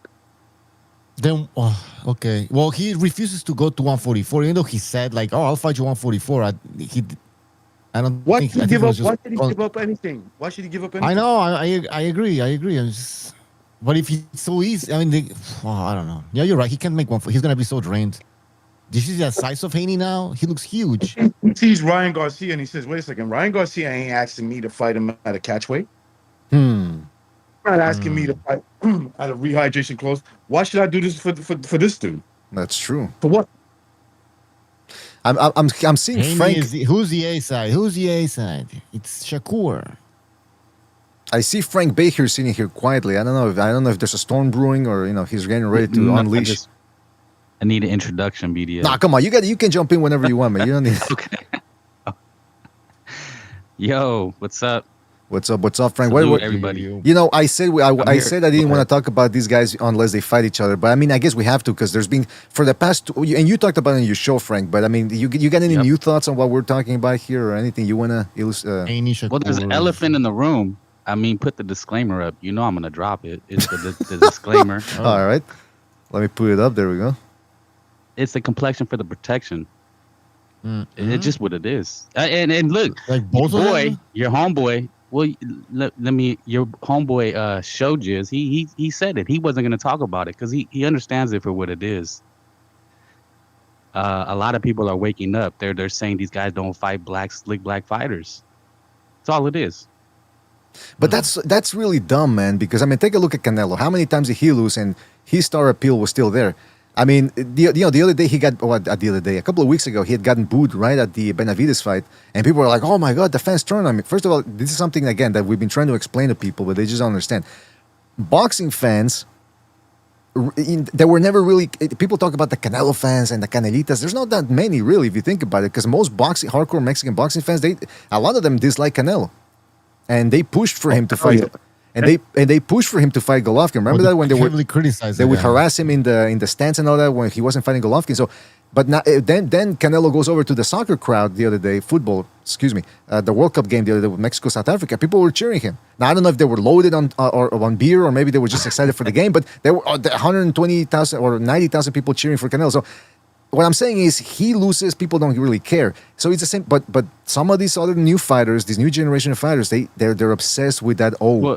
They don't want to lose. If you look at it, if you look at their fan base, a lot of them are these clowns. They battle amongst each other. Tank fans, Haney fans, Shakur fans, and they also follow these like fake rap beefs.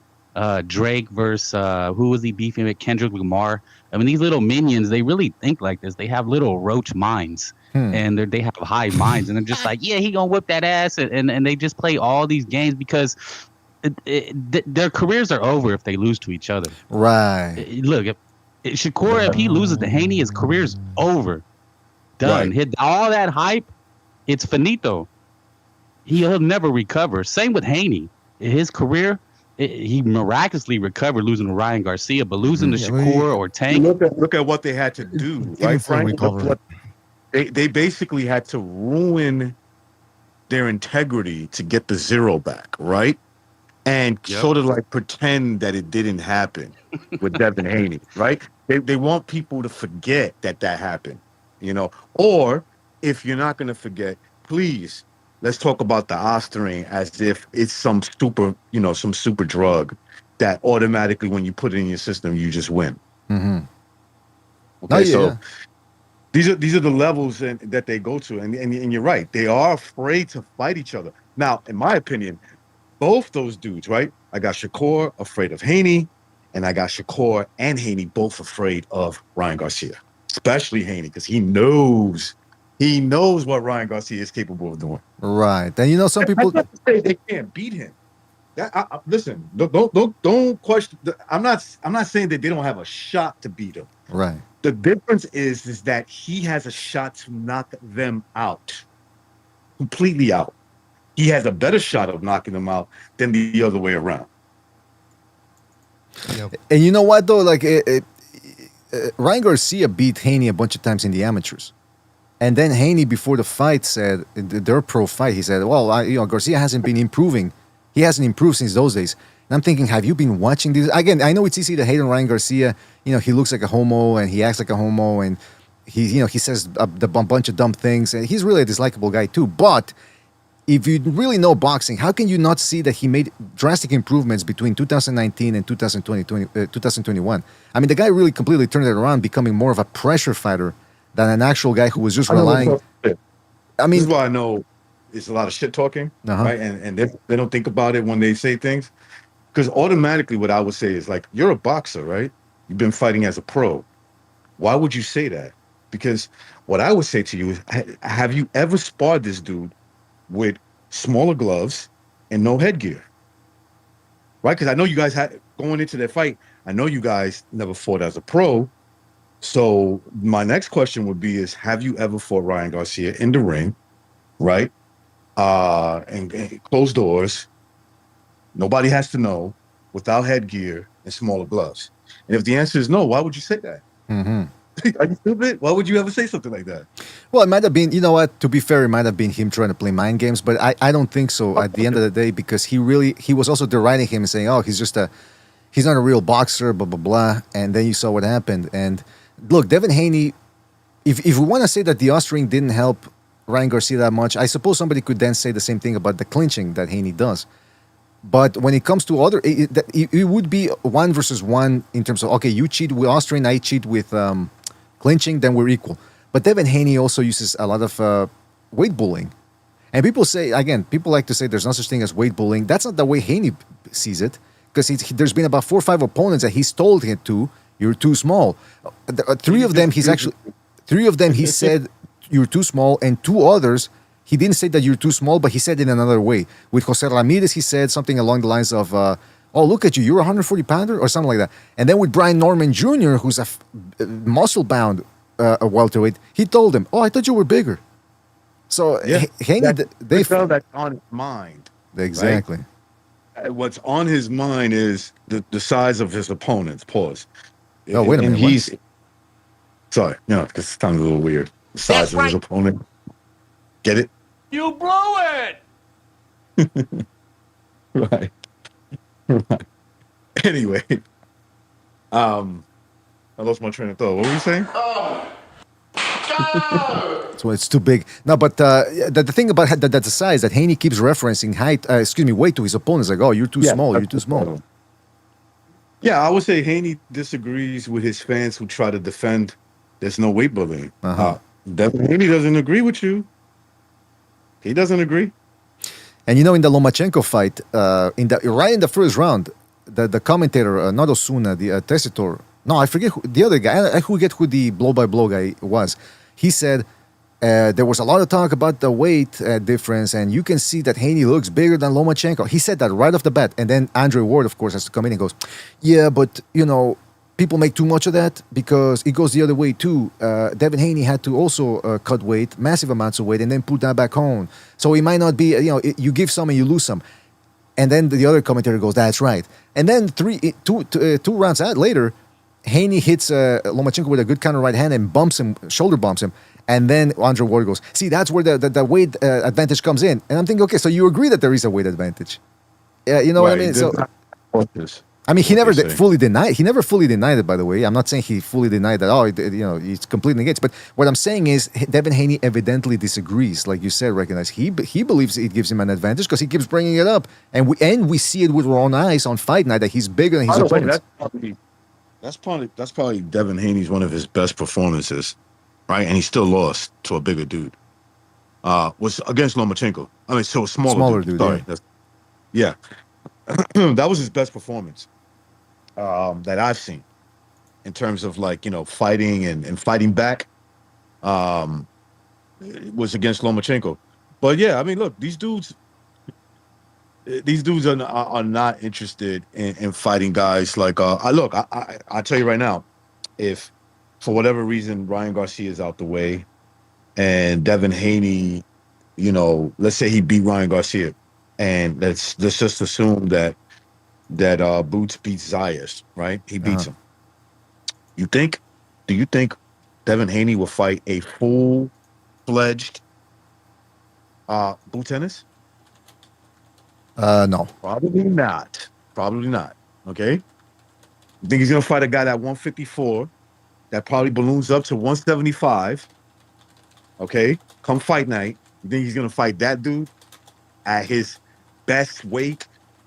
I don't think he'll fight him, period. But let's just say they agree, and it's like, Boots is holding all the cards. He's like, hey, man, you come out to 154, no rehydration clause. He won't do it. He won't do it. I guarantee you. Interesting, man. Yeah, I agree with you. I think there's a lot of, like I said, we spend more time on this than I wanted to, but it's something that we have to address because it's these dudes, they're not fighting each other. And again, you know what it is, BDA, and I'm glad you brought this up. It's because it goes to show the integrity of competition. Right. It's not there. It's not there with a lot of these guys. It really isn't. It really isn't. And that's why I'm, with Shakur Stevenson, he fought Teofimo Lopez, but now I'm thinking, well, did he fight? Most everybody was picking Shakur Stevenson to win because it was right there in front of everybody. Lopez does not know how to fight guys that don't go. I'm out about that fight. I'm just gonna keep it quiet when it comes to that.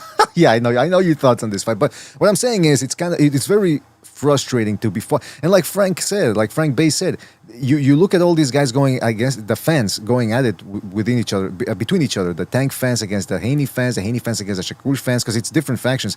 And then you click on their profiles, and a lot of what they're posting about is either NFL, NBA, or rap beefs. And I'm thinking, well, there you go. It's like, for them, it's just a drama. They're in it for the drama. They don't really care at the end of the day, it seems, as if these guys actually fight.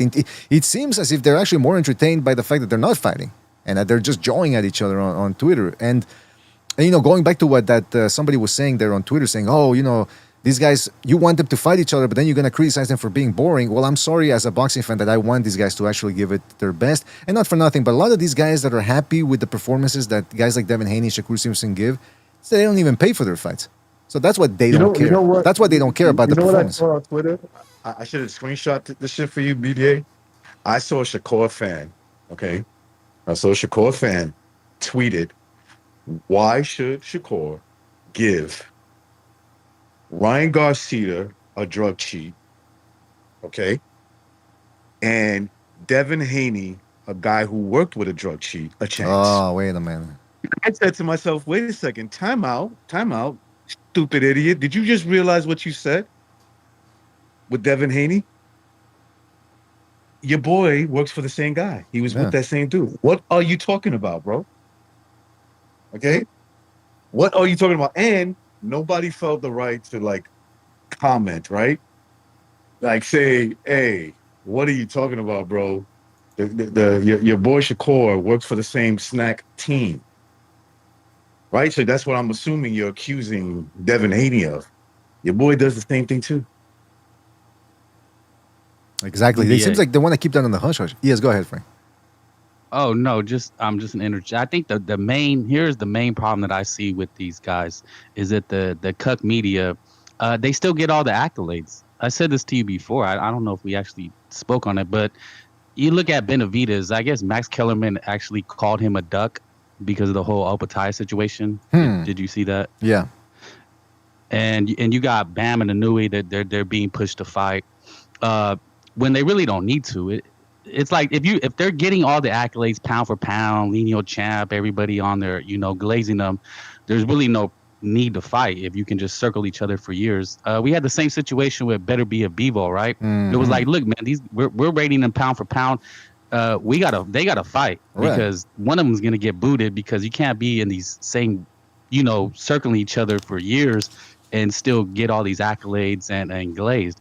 So I think really the problem is the media. They know this. They know that they don't ever have to fight because you seen Shakur punk Mike Coppinger, right? Like he punked that guy. Oh, you was talking shit about me, and then Mike's like, but Shakur, I had to say something, and then I guess they made up and they were hugging it out. They made out, yeah. Now, and oh my God, they these cuck media, they feel like they're pals now. Could you imagine David Benavidez? He's like a cholo homeboy, right? He's steady. What's up, Max? You know how he talks? Right. What's up, man? And then, Max, he's going to be like, is he going to try to buddy David or is he going to talk shit to him? Oh, but Max has no spine, man. I mean, I don't want to take it there, but this is a guy who, he helped out fucking Butler. Remember the guy who broke Grant's jaw after the fight and then ended up murdering Kellerman's brother. So it seems like Kellerman just doesn't seem to read people correctly or something. I don't know. I didn't want to take it there, but it's just, I think he would crumble in front of Benavidez. Absolutely. I think he'd want to. Well, but what I'm saying is it wouldn't go over well if Benavidez tried to punk Max the same way that Shakur punked little Mike Coppinger. Right. Yeah, you're right. Maybe the people would start accusing Benavidez of being a bully or something. Maybe just because he's a bigger guy. There's a double standard when it comes to the media, for sure. Preach, brother. Preach. Basically, certain fighters gotta chase legacy fights, and other fighters gotta keep challenging themselves because we expect that, right? And the other doesn't have to, but the one that doesn't have to is considered the greater fighter. You get a pass. Yeah, I don't get that. I don't get it either, man. That's why I'm demanding. Look, I'm demanding Bam to fight Inoue, though. I am doing that because there's nothing left at 118 or even anybody coming from 115. I mean, it's what Kenshiro Taraji. You want him to fight Taraji? He couldn't even get past nah. The other guy that beat him last year was I think it was upset of the year. I can't believe I'm forgetting his name. Anyway, Christian guy. But yeah. So let me just say this. Finishing it up, wrapping it up, my thought on this. But that's where I want to salute you, BDA, because you're one of the few podcasts that have called it out. I mean, that's why I started listening to you, and I was able to come on here and call these guys weenies because we told you guys years ago that they were weenies and this was gonna happen, and you got called anti-black. What is it? The Latino LDBC. Yeah, that's a small minority of people that do that. Yeah. But your place was the only one that I really heard people call it out, and you allowed people to come on here and say it. Well, I appreciate that, and that's why we do the open panels and the phone lines too. Because maybe I'm wrong. I want to hear opposing viewpoints too, and see maybe I'm misreading the room. But at the end of the we're not blocking people. disagree with us. But We now the actually we mainstream encourage them to call in. guys Yeah. like Shojas and even I've seen some of the media. They're starting to call it out. They're starting to say, "Hey, wait a minute, these guys they're not fighting each other." Right. Well, that's the other thing, though. It's that the TV dates are drying up too. By the way, I mean, there's the Zone now. Oh, they got a whole bunch of promoters under their umbrella. The only one really missing is the PBC, and these guys are not fighting enough. And so I think the media too is panicking and saying, "Fuck, we gotta maybe I don't know. I'm really speculating here, but maybe they're switching it up a little bit, saying, okay, we can get 15,000 views if we interview Benavides for the 50th time, and if we bring up Canelo's name for the 100th time, and yeah, we'll get a couple of views. But maybe now they're starting to think, okay, this is gonna dry up eventually. This gameplay isn't gonna work for the next couple of years. We gotta start like amping it up too. I don't know, or maybe they're just maybe they never actually saw what we saw. Maybe they're finally seeing it now. I don't know. It could be a bunch of things. One thing I do want to see is I want to see the best fight the best. That's the way it's always been since I've been a boxing fan, and it's not gonna change anytime soon. We're not gonna sit here and protect fighters like, well, he shouldn't fight this guy because he could get hurt. Good, I want to see guys get hurt. That's why I'm paying to watch these guys fight. Oh, by the way, the other thing I wanted to say was I think Lamont Roach, I don't know what if he's smoking something. Sounds like he is. He's got to lay off the ganja because when he said that to Shakur Stevenson about how you don't got to explain yourself, blah blah blah. Once I beat you, he said, and we have a fight of the year and rematch for a bag, they're gonna be tuned in. In which universe are Lamont Roach and Shakur Stevenson gonna create a fight of the year? Like that's when I said, okay, yeah, that's. I don't even think that's Lamont Roach Jr. who wrote that. It might have been his manager or something. Does he really think that they're gonna create a fight of the year and then the fans are gonna demand a rematch?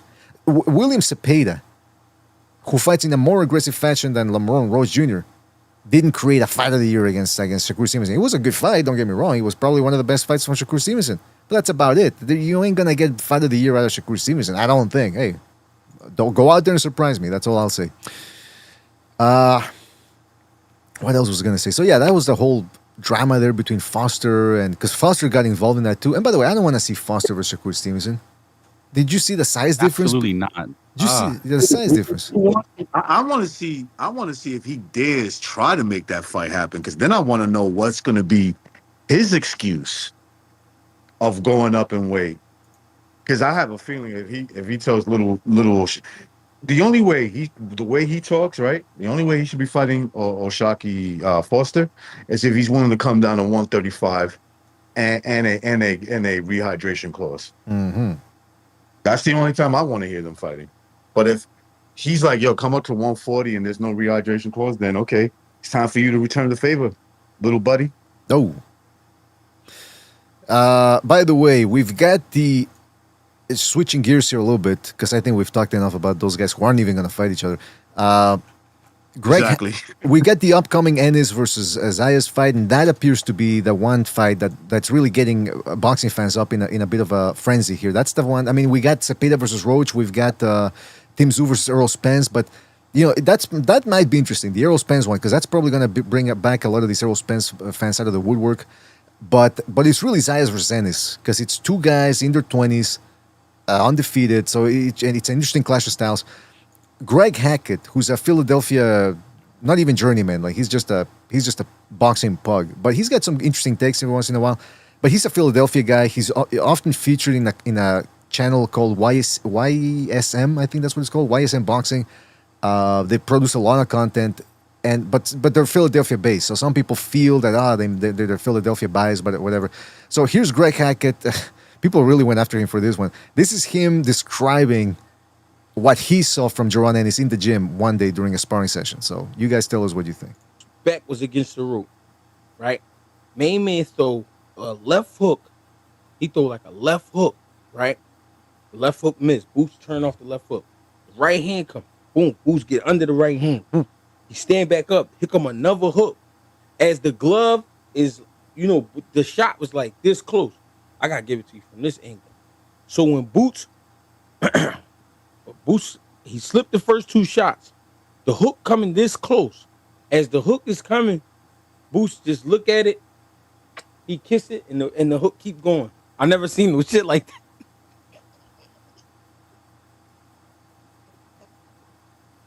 I never seen no shit like that in my life. Hey, yo, my bad, bro. Hey, yo. Hey, yo. Hey, yo, my bad, bro. Hey, Hey yo, bro. Hey yo. My bad, bro. I just never seen no shit like bullshit. Bullshit. Bullshit. Hey, listen. It was a left hook. Bullshit. All right, so why he's laughing a lot, and somebody pointed it out too in the Twitter comments because I thought the same thing. It's like he's laughing a lot, like he does, he's sort of like he's trying to play the crowd, like he's laughing. I'm pretty sure there's assholes out there that believe. What's the point of that story? I don't get it. Like, Jerron Ennis made a guy miss, and while he made the guy miss, he managed to kiss the glove. Like, what does that mean? So that, do you guys buy this story at all, or? Things that didn't happen for $200. There you go, man. Yeah. But I mean, listen, Ennis might end up being Zayas. I think that a lot of people are. He's what are the odds right now for Ennis Zayas? It's got 5-1 or more than that. Let me check it out. Don't forget to hit the like, fellas. Hit the like, really helps out. Zayas versus Ennis odds. Jerron Ennis is a solid betting favorite, listed around -360 to -435. There you go. So people feel that. Ennis is going to be too much for Zayas, and I'm leaning more towards Ennis. But this whole type of stories of, the book on Ennis is that he gets hit too much, and that's what Yoenis Hernandez's trainer said. He said, "Look, we were hitting him a lot, and while we were snapping his head back and forth, Ennis's trainers kept screaming, 'Good defense, baby, good defense.'" So I don't think he's got people who are telling him the reality of his defense. Again, I think at this point Ennis has been getting around and getting by a lot on physicality and his natural gifts. Again, Stanionis to this point might have been his best opponent, but Stanionis can't punch. He looks like he could punch, right? If you look at his body-wise, you look, whoa, this guy's probably like a welterweight version of Gennady Golovkin. And then you see him actually punch, and he's slapping with his shots, pretty much. So I think Ennis, as soon as he tasted that power, said, okay, I think I'm going to be all right for this one. Now, Zayas, again, he's not the biggest puncher out there, but he can crack a little bit. And on top of that, he's a weight bully. 180-something pounds on fight night, he said. But at least Zayas is open about it. At least he's saying, yeah, he's flexing it like, yeah, man, like that Devin Haney type of stuff. So who knows what's going to happen in that one. But this whole thing of Greg Hackett saying he's never seen anything like that. I mean, come on. Do you have to come up with shit like that to try to boost your guy? I mean, if you believe he's going to win, you don't have to make up shit like, I saw him do the splits during a sparring session. He made it miss, and then he came back like Jean-Claude Van Damme. What did Boots do? What happened? I missed that. He supposedly he made a guy miss in sparring, and then while he made a miss, he kissed the glove like slow motion, like in the Matrix, like the glove. He made him miss, and he managed to kiss the glove as the punch went by him. Kissed the glove that was coming at him? That was going past him as he made it miss. Yeah, that's gay. What art award segment would this be? I think maybe this that's is the why art award. He was like, "Yo, that's the maybe to what's his name? Greg Hackett. What's his name? Yeah, Greg Hackett. Maybe Greg Hackett was laughing at Boots. Like he's probably saying that's the gayest shit I've ever seen. If it even happened. Yeah, I'll give him the benefit of the doubt and say, yeah, that was gay. Right. Well, maybe. I like people are saying. I think he was just screwing around, but. Yeah, that's what we got coming up, man. Zayas versus Ennis, that's in 2 weeks. Not this Saturday, the next. And can't come soon enough, man. And unfortunately, it can't come soon enough because after that, we got sort of like a dry period where we don't have that many big fights. I mean, the biggest name coming back, two biggest names are Joshua and Canelo. And even Canelo versus Billy, I mean, there's not that much in terms of hype behind it. Like, how much can we really I mean, it's probably going to be a good fight, but I'm talking about... Now, we'll see what happens on Fight Week. Maybe the hype will start picking up by then. The other thing I wanted to say was Conor Benn was at a press conference with Eddie Hearn and Jairo Petaya, and he seems to be really pushing for that Ryan Garcia fight. Unfortunately, the Ryan Garcia fight, it might not happen because De La Hoya is, I don't know, there's legal troubles and there's injunctions being thrown out, blah, blah, blah. But this is Conor Benn calling out Ryan Garcia. Check this out. Ryan, what can I tell you about Ryan? Yo soy más mexicano que ese cabrón. Yo estoy listo para un guerra. Esta pelea es para la raza. What do you think? Have you talked to him? I haven't spoke to him. He's gone missing. So all I need him to do is sign the contract and let's get the fight locked in, so we can give everyone here one hell of a fight and a potential another fight of the year. Very about Ryan. Yo soy más mexicano que ese cabrón. Yo soy más mexicano que ese cabrón. Yo estoy listo para la guerra. Esta pelea es para la raza. Para la raza. His Spanish reminds me of, I don't know if anyone's ever seen Breaking Not Bad. bad. It's actually not bad. It's better than Full TV. I guess. Oh, wait a minute. Fu, did you hear that? I had to throw that in there. You're gonna let him get away with that, Fu? What is this world coming to that? Fu, let somebody get away with that. Yeah, apparently he's gonna let you get away with it. Recognize? My goodness gracious. What's Somebody this? clip this. Somebody clip this and send this to Full TV. All right. Yeah. Somebody in the chat. Somebody on the BDA staff. Clip that part and send it to Full TV. We'll get our interns on that right away, man. But yeah, man. But yeah, Conor Benn really does seem to be taking it to Ryan Garcia, and we'll see what happens, man. That's an interesting fight right there. That would really get the internet crowd hyped up. Yeah, Ryan Garcia. What's taking Ryan Garcia so long? Sign the fucking contract already. I think it's De La Hoya, man. Like I said, there's this news that De La Hoya's Golden Boy are putting on some sort of injunction. Hold on, let me just check it out. Apparently, they're sort of putting a kibosh on the fight because of the fact that Conor Benn is with Zuffa. And, De La Hoya... So, listen, De La Hoya, calm your fucking ass down, bro. This ain't about you. Well, it was the zone that put the thing out there. That they were in. Zuffa was interfering with Ryan. Right. Not Oscar himself. It was the zone actually. What I heard, just looking social media was that there was if they do promote the fight, they don't want Oscar to be a part of it. There's a little okay. And you know what? If that's going on, then Zuffa, you need to calm down. Make it De La Hoya. He would still get paid, but Dana White, I think he's just like that, like a petty motherfucker. He don't want Oscar to be at the press conferences or nothing, just to stick it to him. Good is my thinking from what I've seen. Yeah, he is the petty motherfucker. But I'll make the same thing. I'll make the same comment I made because when people are talking about defending Benavides from Opetaya and they're saying, well, Opetaya shouldn't have signed up with Zuffa because they don't want to work with anybody else. But hold on, but Conor Benn is a Zuffa fighter and he fought on a non-Zuffa card technically when Fury fought against Makhmudov. That Fury is another guy that fights on the zone now because that's where what's his name, Frank Warren is at. But that was a non-the zone event. So what I'm getting at here, whether it's a Zuffa event or a non-the zone event, these fighters are still fighting another platform. So why wouldn't Garcia be allowed to fight if let's say this fight takes place on Paramount or on Netflix? Like, why is the zone getting involved in this now? Is my question. Well, because Ryan's exclusive. They're saying that Ryan is exclusive to their network. So it's just a money play, right? They want to milk as much money. If Zuffa wants my guy, then I'm going to play this game so I can get the most that I can. So what I would think. So now I'm not too confident that fight's gonna happen. I have a feeling it might not. So what do you guys think? You think because I mean when Garcia fought Barrios, that was a co-promotion or co-televised, right? It was on Amazon via the PBC and it was also on the zone. Right, I think De La Hoya might have a better relationship with the PBC, being that he used to work with them in the past, even though they kind of fucked him over. Kinda.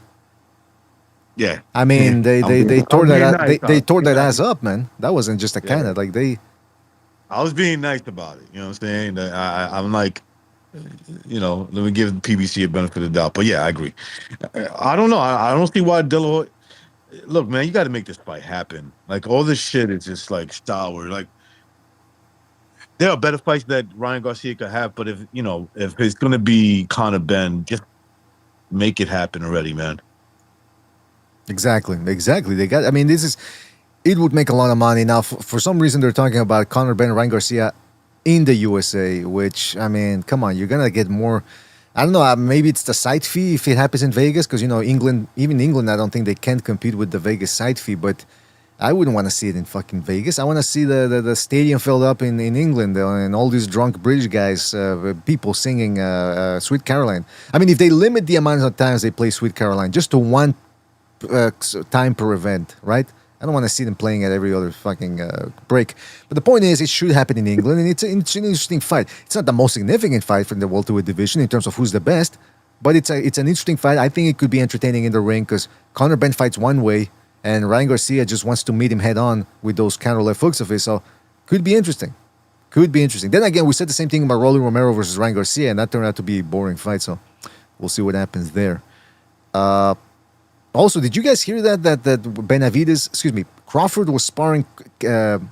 Crawford and Haney were at the same gym, and then Haney wanted to spar Crawford, and then the Haney team did something that made Crawford think that shit was about to go down, so he went back to his dressing room and pulled out a bag with a gun in it. No, I didn't even know that. And then you wonder, and then people wonder why Crawford got shot seen at. that. Yeah, and then people wonder why Crawford got shot at. No, and he's when, always when Crawford got shot, I never questioned why it happened. Now, I'm not saying it was right. I never questioned. I don't have to be from there to know that Crawford started the whole thing. Right. And it got shot. It was a reach around. It's a misunderstanding of reach around. What I imagine is Crawford tried to wrestle the guy who shot him. No. And the guy said, oh, hell no. Oh, hell no. Yeah. Some people were saying that he was cheating at dice. Because they were at a dice game. Maybe he's playing the little dice. Or you know what? Let's be fair to Crawford. He could have been He's holding the dice around in his hands, you're saying? Hold on, real quick. Reach around. Could have been wrongfully accused, right? Maybe that guy was just looking for a reason. Sometimes in the hood, people will look for a reason. They don't like you, and they'll come up with anything to shoot you. Mm-hmm. And that's what's not happening. He's got a very shootable face. Ah, wait a minute. It's a Sunday show, and you guys are taking a completely different direction. I don't know what's going on here. But yeah, I mean, by the way, there's a guy who he's always going at it with Crawford, Snackford, in the chat. Guy, of course. Yeah, well, he said something interesting. He said that Crawford, because people make a big deal about Crawford getting shot, and he survived a headshot. And I used to think that too, like, was it a situation like the Kylo Dom thing? Remember that the guy I talked about on Second Renaissance, the guy who thought aliens were sexually assaulting him and taking away his sexual energy, and he ended up shooting a pastor in the head with a 45 caliber pistol because he said he was one of them. The pastor survived. 45. The pastor survived. 45 to the head. That's unbelievable. Yeah. Way before Crawford ever got shot in the head, I got shot in the head. Way before him. Yeah. They're saying that Crawford's ripping you off. There's no honor in that. Okay, it's called luck. That's all it is. It's called. I luckily didn't get killed. It's nothing that you did. Well, what this guy was saying in the chat in the Discord though was he was saying that the guy got grace. So I checked that out, and apparently it's true. It says in 2008, a 20-year-old Terrence Crawford was shot in the head.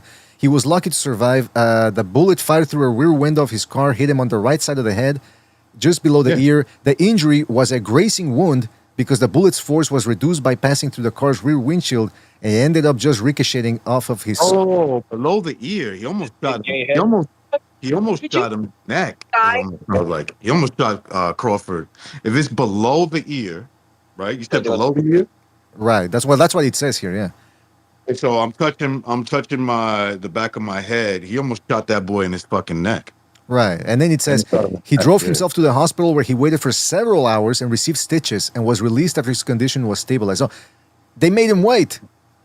They looked at him, the doctors and nurses looked at him and was like, yeah, you can wait. It wasn't like they drummed to the yard, like, stat, we code blue, we need like in the movies. I mean, the guy didn't even, I was always on the impression. Yeah. He drove himself in, right? Exactly, yeah. Yeah, okay, so that could be like, when I got hit, I got hit multiple times, right? Not just in the head. So I was a bloody mess, and the ambulance took me over there. So they saw me right away. Well, yeah, if you come in an ambulance, you're a priority triage. Could you imagine being the dude that had a 45 and had a target as big as Crawford's head and managed to get just a flesh wound? Yeah, exactly. Well, it was through a car, though. You're a gangster after that. Big head. But he was apparently. I think he was driving away because they said that he was in a car when the bullet. So the bullet went through the windshield. So I think Crawford was. I heard he was on a witch's broom. He just seems that way, doesn't he? I mean, he's a shapeshifter. Like that's not his true form. Are you saying Crawford's one of the aliens that was assaulting Kylo Odom? Is that what you're saying? Yes. Yeah. My goodness gracious, we gotta. I'm gonna. It's called. Look where it hit him. Right. It's called. He luckily survived. Mm-hmm. He's lucky it didn't go a little closer, right? He's lucky that the guy didn't shoot him a little closer where he has more impact and a little bit of further up, right? So let's say right a little bit above his ear, which Right. would have probably blew his brains out. Jeez, Louise. And he Could would you have imagine Omac dodging bullets like Neo did in the Matrix? Imagine that. That'd be a funny visual.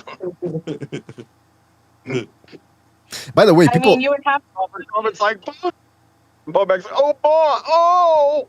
He does like the bend. if you you shouldn't have a driver's license. That's worse than missing the broadside of a barn. Yeah, it's true, man. Yeah, man. Yeah.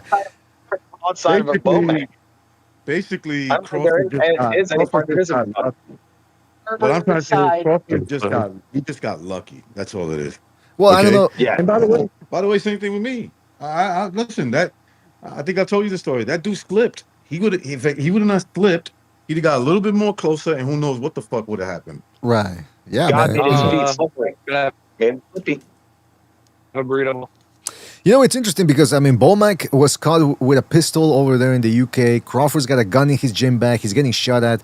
I think it's because, well, I don't know why these guys are carrying around firearms, but I think it might have something to do with the fact that Crawford's always putting his hands on people. So these people, they're always arming themselves in case somebody fights back or something. I don't know.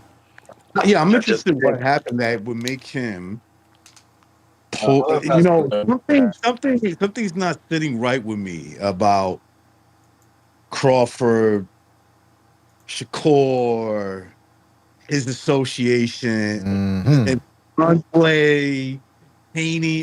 There's a lot of weird shit. Are you going talking on, about a guy he's not the king, but he's what comes after the king? Is that what you're saying? What I'm saying is pay close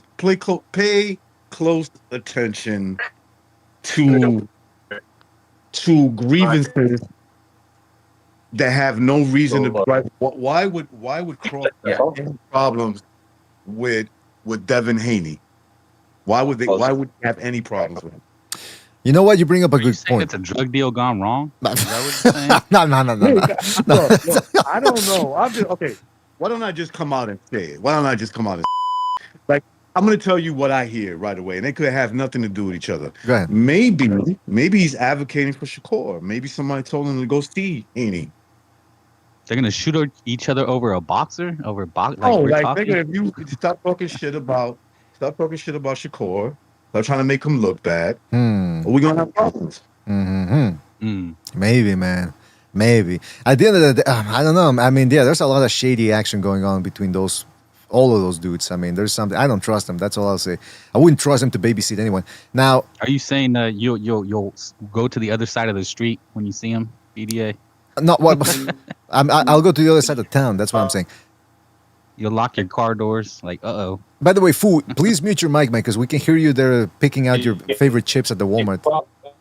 Yeah, exactly, man. Where you at, bro?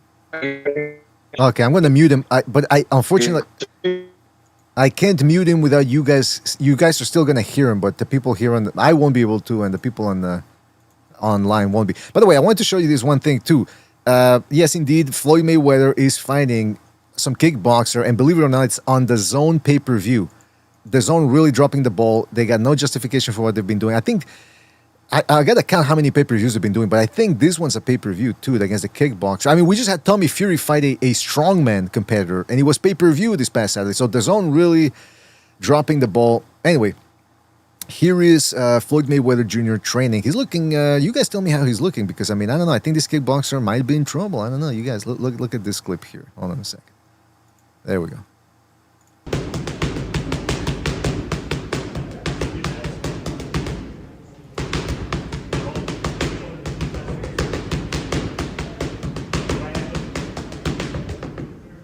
Let me rewind that because I think it was.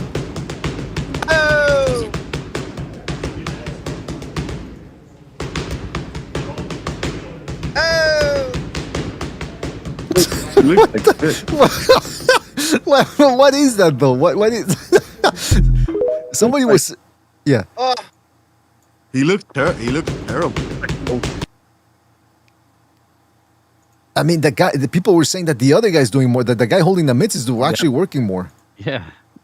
Yeah, he's perfectly missing old man Floyd. What's those games they play in the hood? Not patty cake, dozens or something like that. Is that what that is? Yeah, double dutch. Double dutch. That's what it is. It's the dozens or no, that's something different. But Called Snatch the patty Crack. cake. Ah, come on, Fu Man. Okay. Gonna have to take that out when we if I can. I think don't be surprised if Floyd gets an injury. I can't fight Manny Pacquiao. Look at this sequence here. He's not even shoulder rolling. The other guy's just tapping him on the shoulders. Dude, it's pathetic. This is pathetic. And some people were saying, if you're that entourage, do you have to pretend to think that that's the shit? Yeah, you do. It's in the contract. Standing around looking at them. Yeah, that comes with the job, Frank. That's part of the job. You got to kiss his ass. It's in the contract. Yeah, you don't kiss his ass, you ain't getting no work. I mean, that was really just. Some people were saying like, no, it's because he's working on a coordination. Okay, I could understand if it's some sort of a cool down after the workout, but if it isn't, and if that's the actual workout, then yeah, they got trouble, man. Because what the hell is it? I hope that kickboxer goes in there and kicks his fucking head off. Fuck him. The guy's like a midget, though. He's like a midget in there. Yeah. So nothing's gonna happen. Yeah, I don't think anything's gonna happen. You gotta be you have to be a fool. I'll say it, a fool, to pay for that pay-per-view. Real quick, shout out to who just reestablished the membership program. Oh, Rapax Drunken Company. Shout out to Rapax Drunken Company 10-4 for reestablishing his membership program. He says the only way Floyd gets out of the red is if he fights Canelo in a stadium fight. Yeah, because this Pacquiao fight, I don't know, man. I don't know how much that's gonna do. Oh, by the way, Bucci also started a poll earlier. Is Shakur scared of fighting welterweights? 95% of the people said yes. So there you go. That's about as unanimous as it's gonna get there in the chat. So shout out to people for voting, and shout out for the Rapax Drunken Company 10-4 for reestablishing his membership program. Yeah, all the things that you guys were saying, and I want to give a shout out to Jimmy too, because he was talking about this for years about how Mayweather, the finances were strained and it was only gonna get worse. And he was saying this 7-8 years ago, and it came to fruition finally. And I guess it's because he didn't really take a what's the word I'm looking for here? It's like you could see it coming if you weren't biased. And that's the same thing here we're talking about with Mayweather now. Apparently he's owes a lot of money, man. And if this Pacquiao fight doesn't happen, what's he gonna do? He needs that paycheck. He's in some trouble. He already got in advance, so he's fucked. He's fucked if it doesn't happen. Mm-hmm. Welcome to that. Interesting. Very interesting. Speaking of dislikable people, because Mayweather, a lot of people dislike him. But who's more dislikable, him or John Fury? Because again, Tommy Fury fought yesterday, and of course, John Fury has to go around. I mean, well, I'll let you guys. The image speaks for itself. Here's John Fury wandering around, and of course, people just have to put a microphone in front of him. Took fucking 20 minutes on me back. Where are you fucking weird? I'll bust that Superman like this up your fucking ass, you queer. Here, look at I don't give a fuck. I ain't got fucking bad hands. Simple. Does anybody in this fucking bill halfway? Does any fucking want to fight? Who wants to fucking go? It took fucking 20 minutes on. I mean, can you believe this guy used to be in prison? I mean, I can believe it. Sounds like a perfectly well-adjusted man. I'm gonna give him some flowers. He'll be a scary nigga to fight, right? Like he's an old man, but he's a big fucking dude, bro. He can hit him with the chair. The intimidation factor would be pretty heavy, right? I want to see him fight. I want to see him fight Floyd's dad. This is what they call the boo game in prison, BDA. His boo game is pretty strong. His boo game, like boo, like a ghost, you're saying? Like he scares people? Yeah, like he's gonna scare you, yeah. How much you say John Fury weighs? Going by that picture. 240 maybe? Huh? 240-ish, maybe more? I like I say more. I say about 260, 270. Yeah. And John Fury's about 364, maybe? Yeah, he would be a What problem. is that lady's job? Look at the lady in front. What is her job? Her job is I'm gonna give John Fury some, picking up his shirt every time he takes it off. I'm gonna give John Fury some credit, bro. He produced Tyson Fury, right? A superior human being than himself, right? So that alone is contributing to society, right? That alone. He already contribute a lot to society. So he was an athlete, and he produced a child that became better than him as a boxer. He's more superior physically than his father. And then on top of that, Tyson Fury, from the way I understand it, is he still with excuse me, John Fury. Is John Fury still with Tyson Fury's mother? Well, I don't know about that. I don't know. Because I was gonna say, if you look at Tommy Fury is allegedly his son, right? Yes. That had to be from another woman. Uh-huh. Hmm. So what are you trying to get at here? Because you were saying I'm saying that this guy was such a man that his wife allowed him to have other women. Oh, right. Like a politician. The politicians' wives are always Gypsy way. The gypsy way. the gypsy Get way. him around, get as many girls in the caravan as you can. He's a whore, essentially. Oh, come on. in- Bob. He lived his life in other words, he lived his life like a rock star. Like he was just out there. Well, he's a gypsy. He's a gypsy. I'm not on the BDA. We don't condone behavior like that. That's right. But Correct. As that is a correct. It's very good of him. He's a whore. Well, listen. He is a whore. He is a whore. I agree with you. It is a Oh. Sunday show. It is a Sunday show. So flee. Dads of boxing, where all of the dads come out and fight each other, and it could be like Canaries kind of flew the poop. so you could see like what's his face, the angel. Who's that? The whose dad is the guy who's always talking shit. He's like a little munchkin. It's Danny Garcia's dad. That one. Yeah. Put him out there. Put Floyd's dad and Floyd's uncle, even though he's not technically a dad of boxing. Like this could be a league. It would be very. They really could. You're right. Oh yeah, Bill Haney, who I wanna see Angel fight? Garcia. I want to see the Ghost's dad fight. You know who else? Floyd Senior. Virgil Ortiz's dad. Dude, that would be so much more interesting. These stupid ass celebrity fights. Virgil Ortiz's dad. And Logan Paul's Jose dad versus Benavidez. basically anybody. We're gonna beat this woman, beat her. Oh, hey, George Cambosa's father too, and apparently he used to be a real organized crime. Like, I shouldn't say this, but that's what people say, that he used to be involved in some sort of form of organized crime. Like he's got connections. He sounds like it. Yeah, he really does, huh? He really. Remember, he went after That's his what trainer. Cambosos look like, right? He looks like a male to female to male transition gangster. Yeah. Now, by the way, Rapax Frankie Company saying, is that a female voice artificial intelligence? No, that's Foo's wife, or I don't know. What would you call Bob? What would you call wife or partner? Is that what you call? Is that the nomenclature nowadays? The neutral partner, significant other. That's his wife. No, but no. But nowadays, women don't want to be called wives because it's kind of denigrating, right? So they see it, so they call it partner or significant other or. No, I think I spoke to Barbarino a couple of times on the voice chat with we get in the group chat, and it seems like she's traditional. She seems like she would prefer to be called Mrs. Fu TV.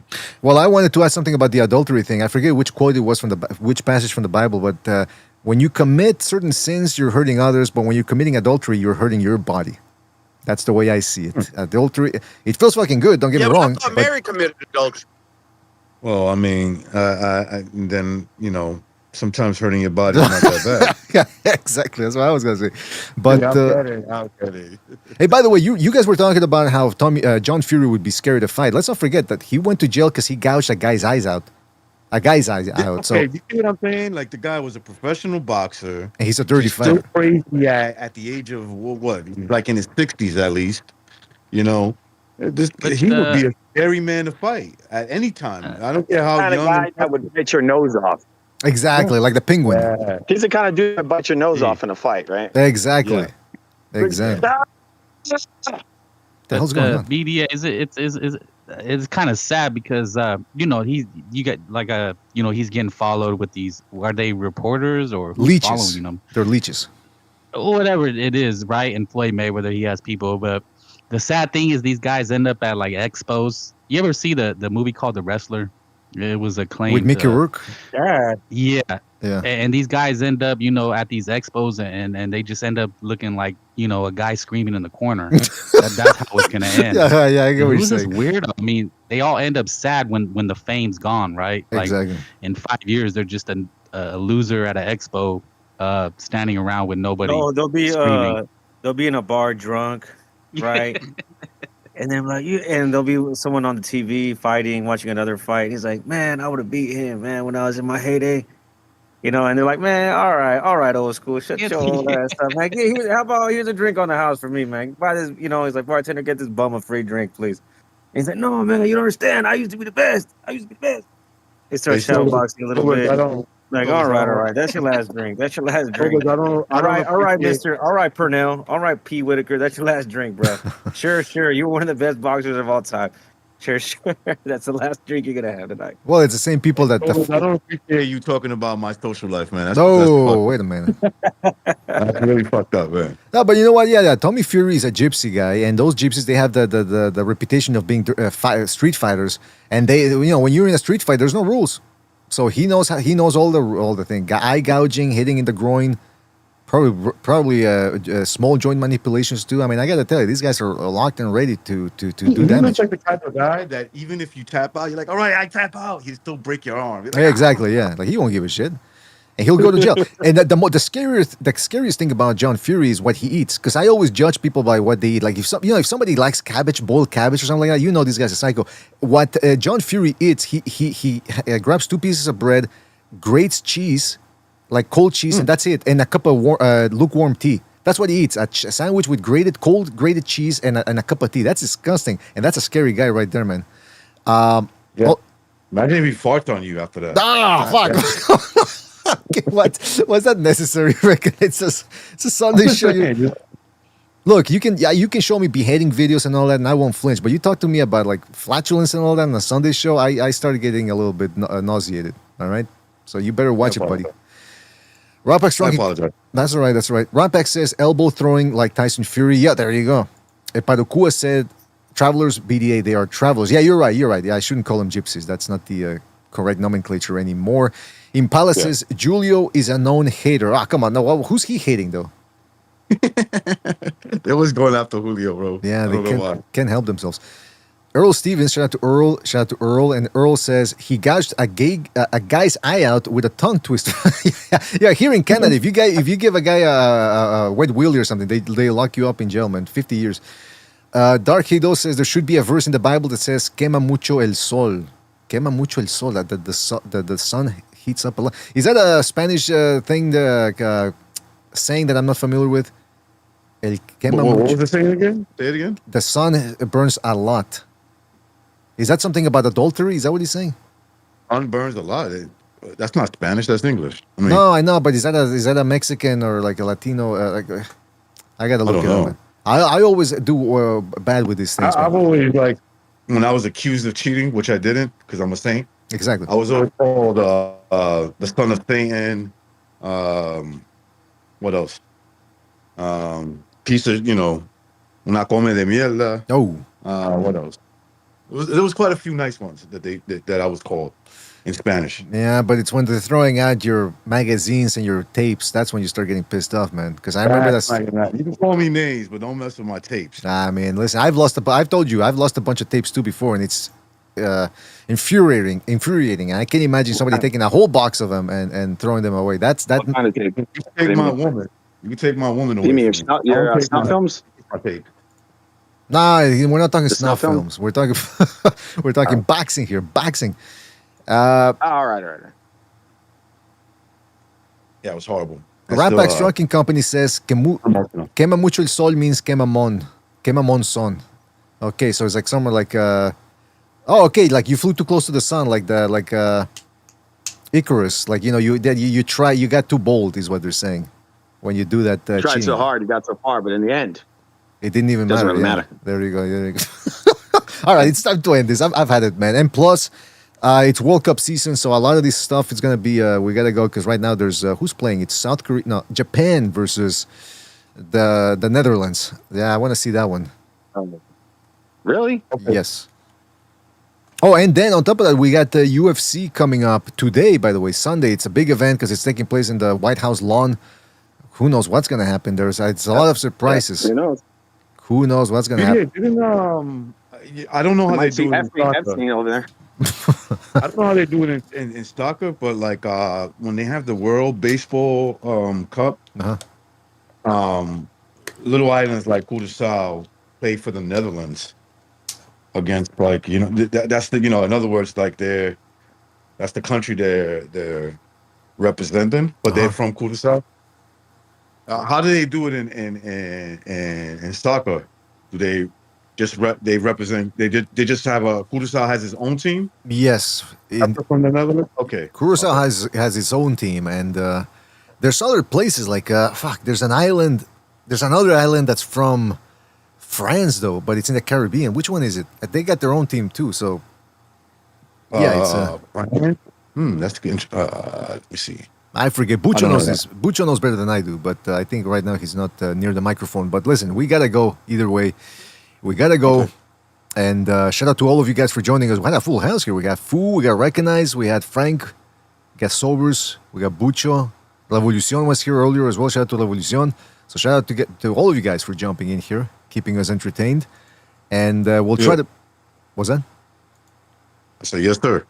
Oh, here it was, the quote. Flee from sexual immorality. Every other sin a person commits is outside the body, but the sexually immoral person sins against his own body. There you go. That's Corinthians chapter 6, verse 18 right there. Make sure to go check it out. It doesn't really make a whole lot of sense, but I got to say that, to keep up appearances. Now, I will say this. Who's fighting next week, by the way? We got, I think it's Oscar Collazo, right? Oscar. My boy, El Boricua.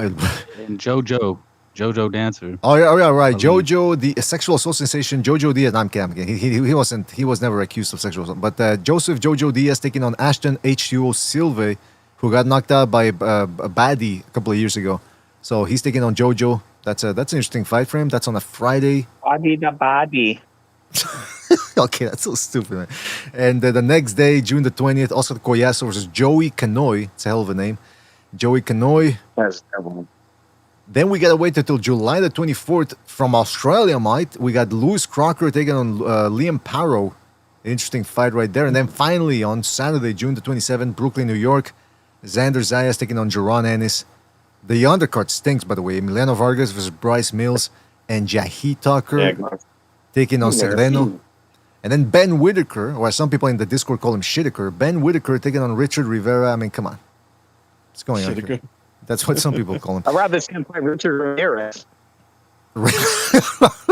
Wait, you thought... Night Stalker? Yeah, exactly. But I thought there was a boxer named Richard Ramirez at light heavyweight, isn't there? I wish there was. It might be resurrected. He was the best. So look at that, man. He wants him to fight the Night Stalker. What was the name of the son of Sam? What was it? Sam Berkowitz? You want him to fight Sam Berkowitz. Now... The Night Stalker, yeah. Hold on. Okay, so UFC, I'm actually kind of looking forward to that because you see what they did, interestingly enough, with the UFC event. They didn't, it's a big event, right? Because it's going to be in the White House lawn, whatever. They didn't fucking put in their grappler or anything. They put in two strikers in the main two fights. You got Pereira, and in the main event, you got the Spanish guy against Gage, or whatever, however you pronounce his name. Yep. That's the German that speaks Spanish. There you go. Ilia Topuria. So I'm looking forward to that one. I don't think I'm gonna show up to Sober's stream though, because Discord. Because every time I show up for an MMA fight, every time I show up, the event stinks. Then they blame me for it. So then, that's messed up. So I might not show up. This one shouldn't stink. This won't stink. Well, this one will smell good. Well, we shall see. Hopefully not. By the way, shout out to Technique for his contribution with the super chat. Shout out to Technique for coming through with the super chat. He says Inoue breaks Bam's eye socket. Book it. Whoa. There you go. So Technique says Inoue is going to do some major damage to Bam. Now, is he going to gouge the eye out like John Fury does, or is he just going to break it like on the level? We shall see. But shout out to Technique for that. He's going to rip his nuts off with his teeth. What? Fucking what? Who comes out with this nonsense? I just feel like, I feel like that's what John Fury would do. Yeah, you know what? You're right, though. He does. Yeah. It does look. You go for the knee, right? The knee to the face. And he's like, oh! He gets you, and he's like, and he's shaking like a pit bull. Before you know it, I'm nuts. You think he drools? That's nuts. You think he drools when he's biting people's nuts off too, like a dog? Or? Of course. Well, let me show you. He's Yeah, frothing. What's it got? Frothing? frothing. Yeah, frothing at the mouth. Now it doesn't sound Frothing. It's not too insane because check out this reaction prior to the Usyk fight. Look at that. My God. It's like something out of 28 Shoot years. that man. You need to shoot that guy. It's like something out of 28 days later. Look at that. Yeah. I mean, you imagine, look, he's white. The cops would never shoot that guy. Exactly right. Because he's white. Nah. If he acted like that, they'd shoot him instantly. He looks like he's on PCP. Probably is. Maybe he needs to get shot, right? Like, are you gonna behave that way with that size? Yeah. His son's got to teach him a lesson, huh? You know what it is? Somebody stepped on his cheese sandwich, his cold cheese sandwich, and his lukewarm cup of tea. So he was probably pissed off that day. Did you see the Tommy Fury versus Jake Paul? No, I didn't. Remember they had like the glass in between them. He was slamming his face into it. Oh, I'm sorry. Yeah, that one. Yeah. I thought you were saying the fight yesterday. Did anyone catch that fight yesterday? By the way, the Fury versus the Strongman. Yeah, I saw it. It was. Oh, that again on Twitter. I saw it on Twitter. That guy, it looked fixed to me. Yeah, it was an exhibition. It wasn't real. Yeah, oh well, okay, it was an exhibition then. There you go. Yeah, they were pulling all their punches. And yeah, that guy actually was a little rougher than Tommy was. That big guy, the muscle powerlifter. Mm-hmm. Yep. God, I probably could have taken both those guys out if they would have had me there. But listen, that's not. I think I could have caught him. Especially that body. Oh well, Tommy Fury not too tough. There you go. You see his legs? What's up with him? His upper body's massive, but then the lower body. Why is that way? By the way, why are these guys not? What is it? Hey, his lower body looks like he's built like Ellen Page. The lower body. Hey, I didn't want to touch on. He's got Ellen Page's legs. One last thing, I didn't want to get into this. This is non-political, but there was at the end of the zone put up a woman interviewer. She was interviewing Bam in the back in the dressing room, and she was holding his daughter. So that the female interviewer is holding Bam's daughter, and then there's a girl on. I think it's there's a girl on Twitter, Spicy Canela, and she's going hard at the zone, saying that this woman apparently is pro-Israel. Again, I don't want to get too political, but she's saying that this woman is pro-Israel, and she keeps saying, "Oh yeah, she's holding the girl." Meanwhile, she advocates for the genocide of children. It's like, holy shit, they're really getting it from this girl, man. So man, deep, going deep. All right, well, listen, we gotta go. I gotta go deep on something later, so we gotta go. But I'll say this, man. Shout out to all of you guys for joining us. Really appreciate it. Shout out to everybody in the chat for donating for the super chat and just joining us overall. Gotta give you a big shout out to Badokua, Windy City Max, Technique, 2 Matador, J Will, Rapax Trunking Company, 10-4, Jaime Raiden, shout out to him. Rapax Trunking Company, 10-4, give him a double shout out. He's one of the initiated. Dark Hay Dog, Earl Stevens, shout out to Earl, shout out to Earl, Impala, Epadokua. Who else we had here? Like I said, Sergeant, Huitzilio Pocli was in there as well. Eduardo Alvarez, Adam Hurley, Another Man, Skull Kid, SJW. And if I forgot anybody, well, fellas, because we gotta go. But enjoy the rest of your evening, of your Sunday evening. Enjoy the rest of the games. I'm looking forward to Cote d'Ivoire against Ecuador. I think that's gonna be a good one. Hopefully.